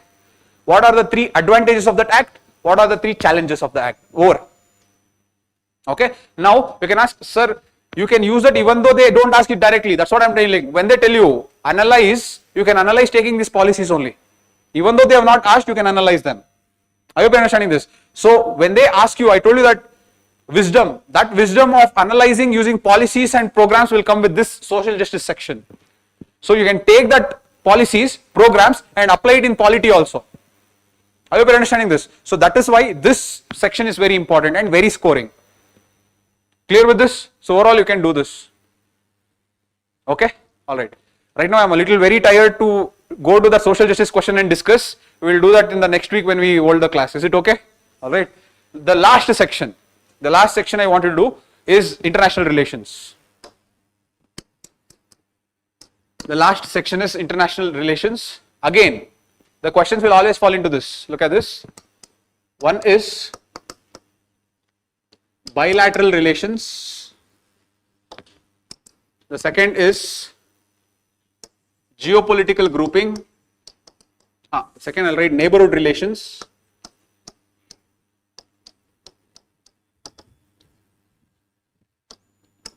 Third is geopolitical grouping.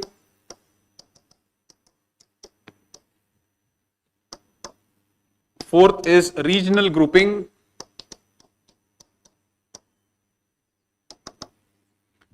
Fifth is Indian diaspora. Sixth is India.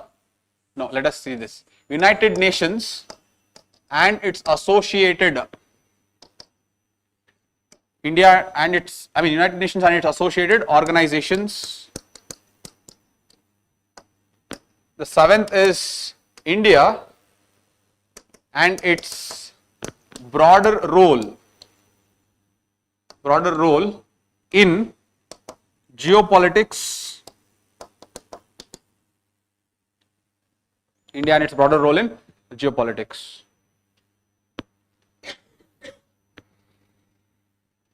This is the theme. Again, I wanted to do the same thing. Take the last 10 years of paper. Today only you can take. Question numbers will always be 9, 10, 19 and 20. Question numbers will always be 9, 10 and 19 and 20. So take these questions. Last 10 years. See if you can map all the questions in this theme. 100% you can. And look at this. One question will always be this. And one question will always be this. Okay, the others they keep shifting, but one questions will always be this. Okay, so that is the advantage of this. Now this thing comes how to write in international relations, because international relations is very dynamic. Okay, they are not going to ask you something that has happened, non-aligned movement. They are not going to go there and all. It is purely dynamic. So if you see this time, they have asked 4 questions. Okay, what are the questions? If they have asked 1, India-Africa digital partnership. The second they have asked, there is waning of globalization. Waning of multilateralism. And rise of protectionism. They have asked this. The next is how energy security of India can be integrated into India's West Asian foreign policy.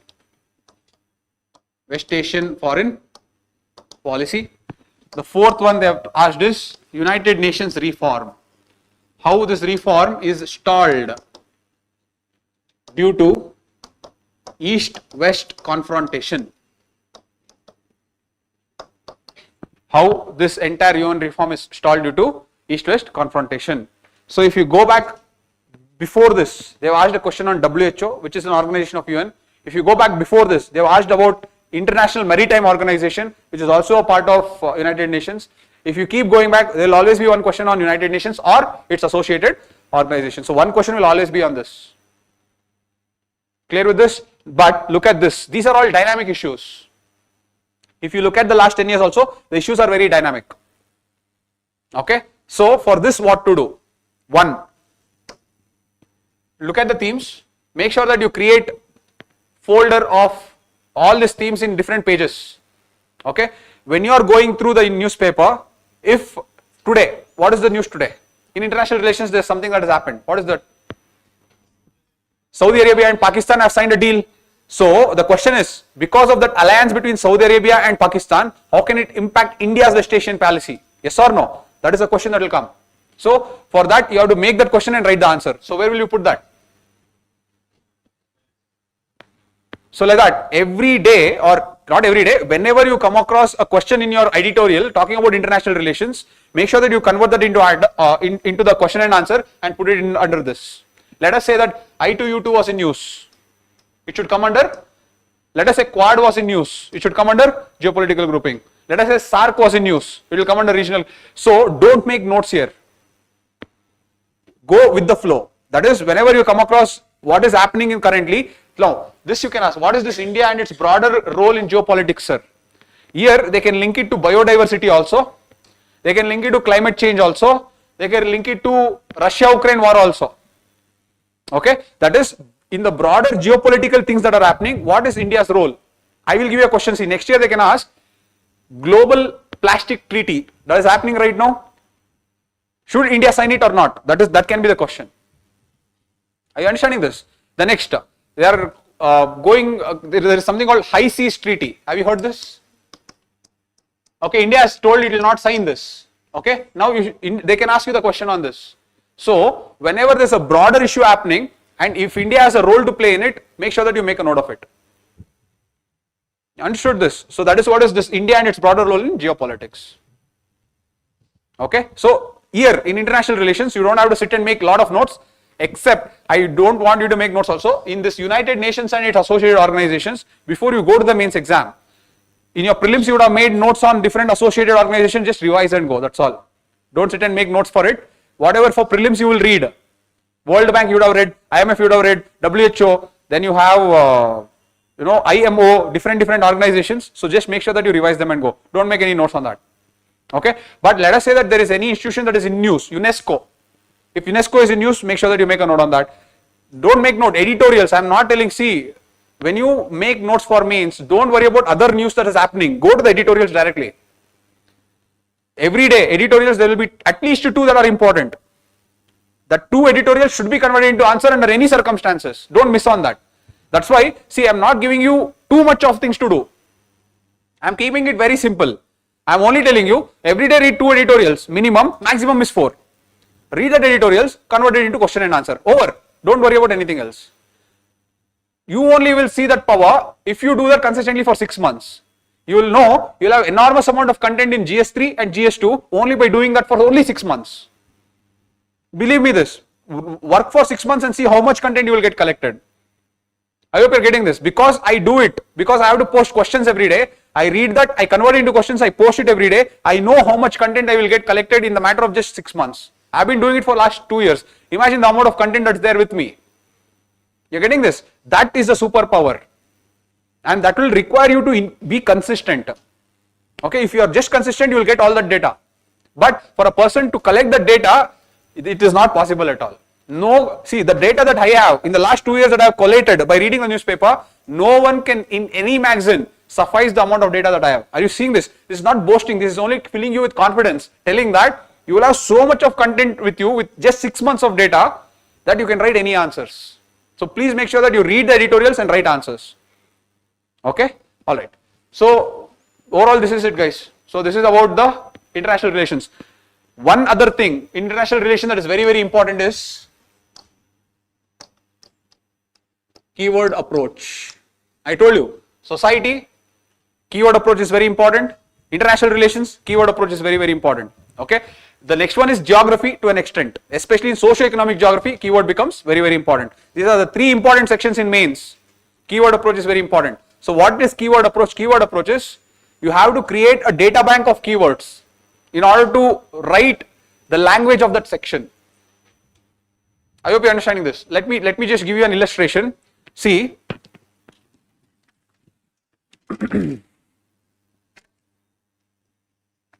if we take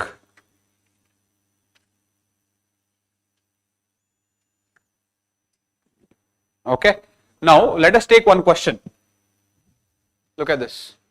If we take the question of, this is more easier to understand in a very short span of time, that's why I am taking, otherwise I can apply it to anything. Okay, if we take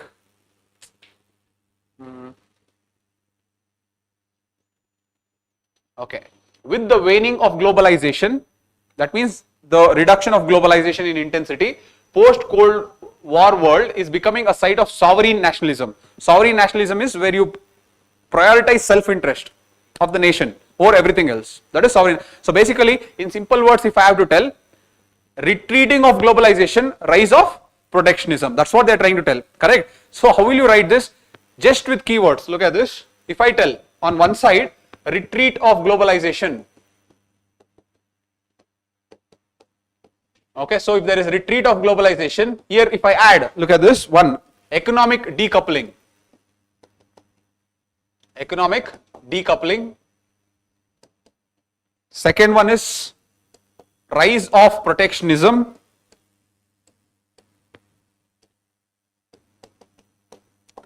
Third one is supply chain politics. Supply chain politics. Okay. Now, in the second part, you have to say resurgence of sovereign nationalism. Resurgence of sovereign nationalism. Now, when I say resurgence of sovereign nationalism, again, look at this, geopolitical resurgence or geopolitical nationalism. The second one is economic nationalism.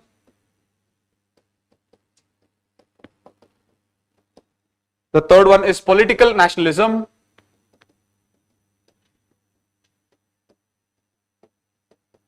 And the fifth one, next one is distrust in multilateralism.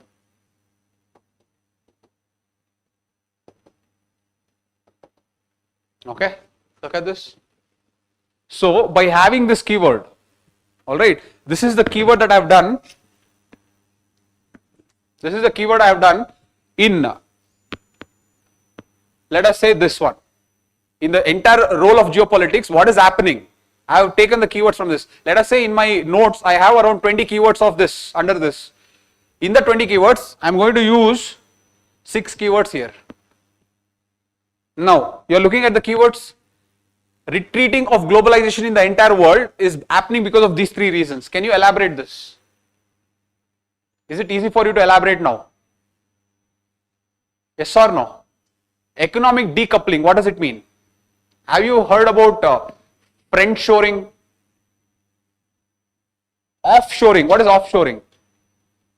Offshoring means when I delegate my production process to another country, that is offshoring. Now, I am not going to offshore to anyone but only my friend. That is known as friend shoring. See, that friend shoring means I am decoupling my economic relation with you. This is what USA is doing. It is decoupling its economic relation with China and it is sending it only to its friends. You are understanding this? That will help globalization or retreat globalization. See, now how do I, these are the keywords, how do I elaborate that keywords? By knowing what is happening in the world. I hope you are understanding this. So for that, what will you do? Read newspapers. Not too much, 2 editorials every day. In every 2 days, one article will always be on international relations. Always. Okay. So you will get a lot of keywords. Don't worry about the keywords at all. You will get enormous amount of keywords. You will get all angles, whatever thematics that we discussed. You will get all these thematics. There is no dearth at all. Okay. You will get enormous amount of data by just reading the newspapers. Okay. All right. I have discussed everything, but I'm kind of tired. Do you want me to discuss anything here or can you elaborate on these points? See, this is what is keyword approach. You have predefined keywords on every thematics. The moment you understand that, okay, this question is coming on that thematic, you will go back to your keywords, you will take the keywords there and play with it. Once you put that keywords, then to create that narrative, you need your knowledge. Okay, for example, supply chain vulnerability. Okay, the supply chain politics. Now we know that there is a division that is happening post-COVID. The South nations are trying to get their own supply chain so that they reduce their dependence on USA and China. See, that is supply chain politics. You are understanding this? So, I will be able to write all these things. First, I will put the keywords. Then, I will put the story. Did you understand? It is not the other way. I know the story. On the basis of story, I will put the key. That can never happen. I am just going to put the keywords and then create the story around that keyword. That is how keyword approach works. It is not that you know the narrative and because of that you are taking that keyword and then putting. That will not work. Very rare that works in the exam. You understood what is keyword approach? So this is what will happen. Over a period of 6 months, if you follow the newspapers, you will have the content, you will have the keywords for international relations. Don't worry about it. But make sure that you keep tracking. Whenever an international relation is there in the news, on which thematics will it fall? Okay, on which thematics will it fall? That you should be very carefully doing it. I hope you are understanding this. Okay. So this is about GS2. So in GS2, to summarize, we have 3 sections: polity and constitution. How will you deal with it? Yes, I have given you the thematics, so you are going to make notes on the thematics. After that, you will be reading the newspapers to understand the wisdom of the subject. Okay, that wisdom can be Supreme Court cases or any policies or any program that is being criticized. That is polity and constitution. Social justice. Thematics is there. How will you write notes for the thematics?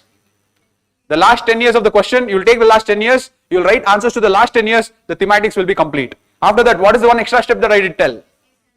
Policies and programs on all the themes, not more, just 5 points. Okay, so that is social justice. What is international relations? You know the thematics, you will read the newspapers and you will follow the newspapers regularly and make notes for this accordingly. Is this clear? So, we have concluded how to go about our mains preparation for GS1 and GS2. You have clarity with respect to history, society, geography, polity, social justice and governance, and international relations. Okay. Next week, the same day or a different day, I will call for a session where we will discuss GS3 and GS4. But please, now you have clarity. You can make your own changes. I'm not telling no, but overall have a timetable with you. Have a timetable with you that these are the days I'm going to finish polity, these are the days I'm going to finish social justice, these are the days I'm going to finish IR. So you should have pure clarity of when you're going to finish GS1 and GS2. That is the first thing. The second thing, many people will say, I've already done the notes on several bullet points in the syllabus. It is okay, then don't worry about it. Just one thing, convert it into question and answer. Don't let that content be like that only. Convert the same content that you have done into question and answer. That is the second thing. Third, you can say, sir, my sir has already done the notes for this. That is even better. That is even better. If you have the notes for it, that is even better. Revise that and start writing questions on that section. It is all up to you, your discretion. But overall, I hope you got the clarity of how to finish paper 1 and paper 2, all the 6 sections. Yes or no? Okay, was it helpful? Okay. I'll call the next session where we'll discuss in detail about GS3 and GS4. Thank you so much, guys. If you have any doubts, you can ask. Online, guys, if you have any doubts, you can definitely ask. I'll be here for 5 minutes. Thank you so much. Thank you, guys. Yes. Any doubts? No? Okay. Which newspaper to read, sir? Can you tell about newspaper capsule, how it works? See, I will always tell Hindu newspaper because Indian Express is not consistent. Indian Express, some days articles are good, some days it is okay. So that consistency is not there. But in Hindu newspaper, what happens? All the 4 articles, out of all the 4 articles that comes, at least there will be 2 articles that are actually very important. That's why I usually take that article, read them and convert it into question and post it in newspaper capsule. So for me, I like Hindu newspaper. But one thing what you should know is, see, recently there was an article that was written about the Nicobar project, Great Nicobar project that is being done in Andaman and Nicobar. That's a transshipment hub being done in Galatia Bay. Sonia Gandhi had written the article. She had criticized the government and written. Okay, when you know that it is a criticism, don't read, because there is no point you are going to use those points in your answer. So you should have that experience of this article is useless. I cannot use this in the answer, so there is no point of reading. That level of understanding you should have. Okay. Why I am telling is, Hindu newspapers will always have a lot of people who will come and criticize the government. Don't go for it. Don't go for it as in read it. If you don't like it as in if you cannot use it in the question or answer, skip it. Okay. But in the same newspaper, consistently there will be discussion of policies, programs. There will be some discussions on the government happenings. That is why Hindu paper is important according to me. I hope you are understanding this. So I always vouch for that paper. But assume that you have already been studying something and you have already gotten used to that style of reading in that newspaper. It is completely fine. It doesn't matter. Okay, you can go ahead and read it. One newspaper is enough. If I give you more, you are going to not be consistent. That I know. One newspaper is enough. Editorials is enough. Clear with this? Okay. Good question.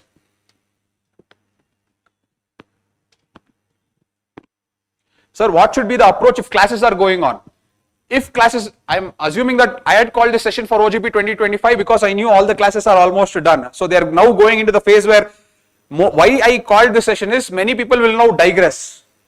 Either you will get too relaxed or you will keep doing the same thing what you did for prelims. That is why I called this session, because now is the time where you have to streamline and have some type of roadmap. Otherwise, everything is so vast. You will start reading whatever you want to. Don't do that. Okay. So for my students of OGP 2025, I have given the roadmap of next 2 months. Okay. For those students in some other institute where the classes are going on, it is very important that you finish the classes and only after that you should start the mains notes making. For example, in polity, if you don't know the essence of President of India, if you don't know the essence of parliamentary government, if you don't know the essence of speaker, what notes will you make? Or how will you know what is in the issue with respect to speaker? You understanding this? So that knowledge of what to take for mains will come only after you do your foundational subjects. So if the classes are still happening, make sure that you finish your classes. Once your classes of all the core subjects are done, only then please go for the note making of mains. That's why even at Insights, we don't tell you to start making notes in the beginning only. We always tell you once your foundational subjects are done, once you're strong in all the subjects, then you can start your note making. Because note making is easy. It will hardly take 2-3 months. But that foundational subject, to develop that competency is very difficult. So that is always the first priority. Okay. So make sure that you complete your notes properly. How to prepare for current affairs, I've already told you. Follow 2 editorials every day and write answers. You will completely follow the current affairs for the papers of mains. In the prelims, current affairs next session will take. Not this session is okay. Okay. It will again become very long then. Alright guys. So I think I've addressed all the questions. Okay. And if you have any doubts, obviously this is my Telegram ID. My students will have it. For those at the YouTube, if you people have any doubts, you can definitely message me in the Telegram. There may be some delay in responding, but I'll definitely respond. Okay. All the best guys. Enjoy that preparation. Make notes, but don't go for perfection. Okay. It is okay. You will have your own imperfections when you're writing answers, your own imperfections in the coverage of the syllabus. That imperfections are good. Don't worry about it. But the deadlines are important. Today itself, create a deadline. When should GS1 get over? Today itself, you should create a deadline. When should GS2 start and GS2 get over? That clarity should be there before you start off. Okay. Along with that, the last thing is optionals. Make sure that you're very, very strong in your optionals by the time December ends. Because from January, you're going to sit and study only for prelims. Clear with this? Okay guys, thank you so much. That's the last time I'll tell. Thank you so much.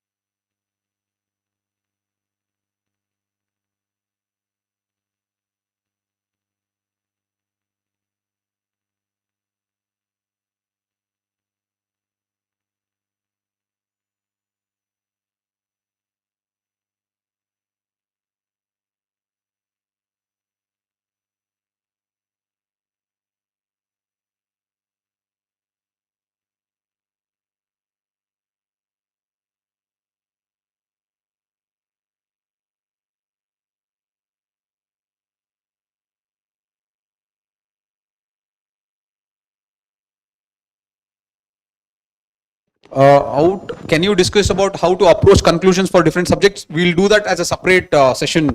So this session was mainly about the roadmap of what you need to be doing in these months of September, October, November and December. So that is the main idea. So I hope that you got the roadmap of how to go about the GS1 and GS2.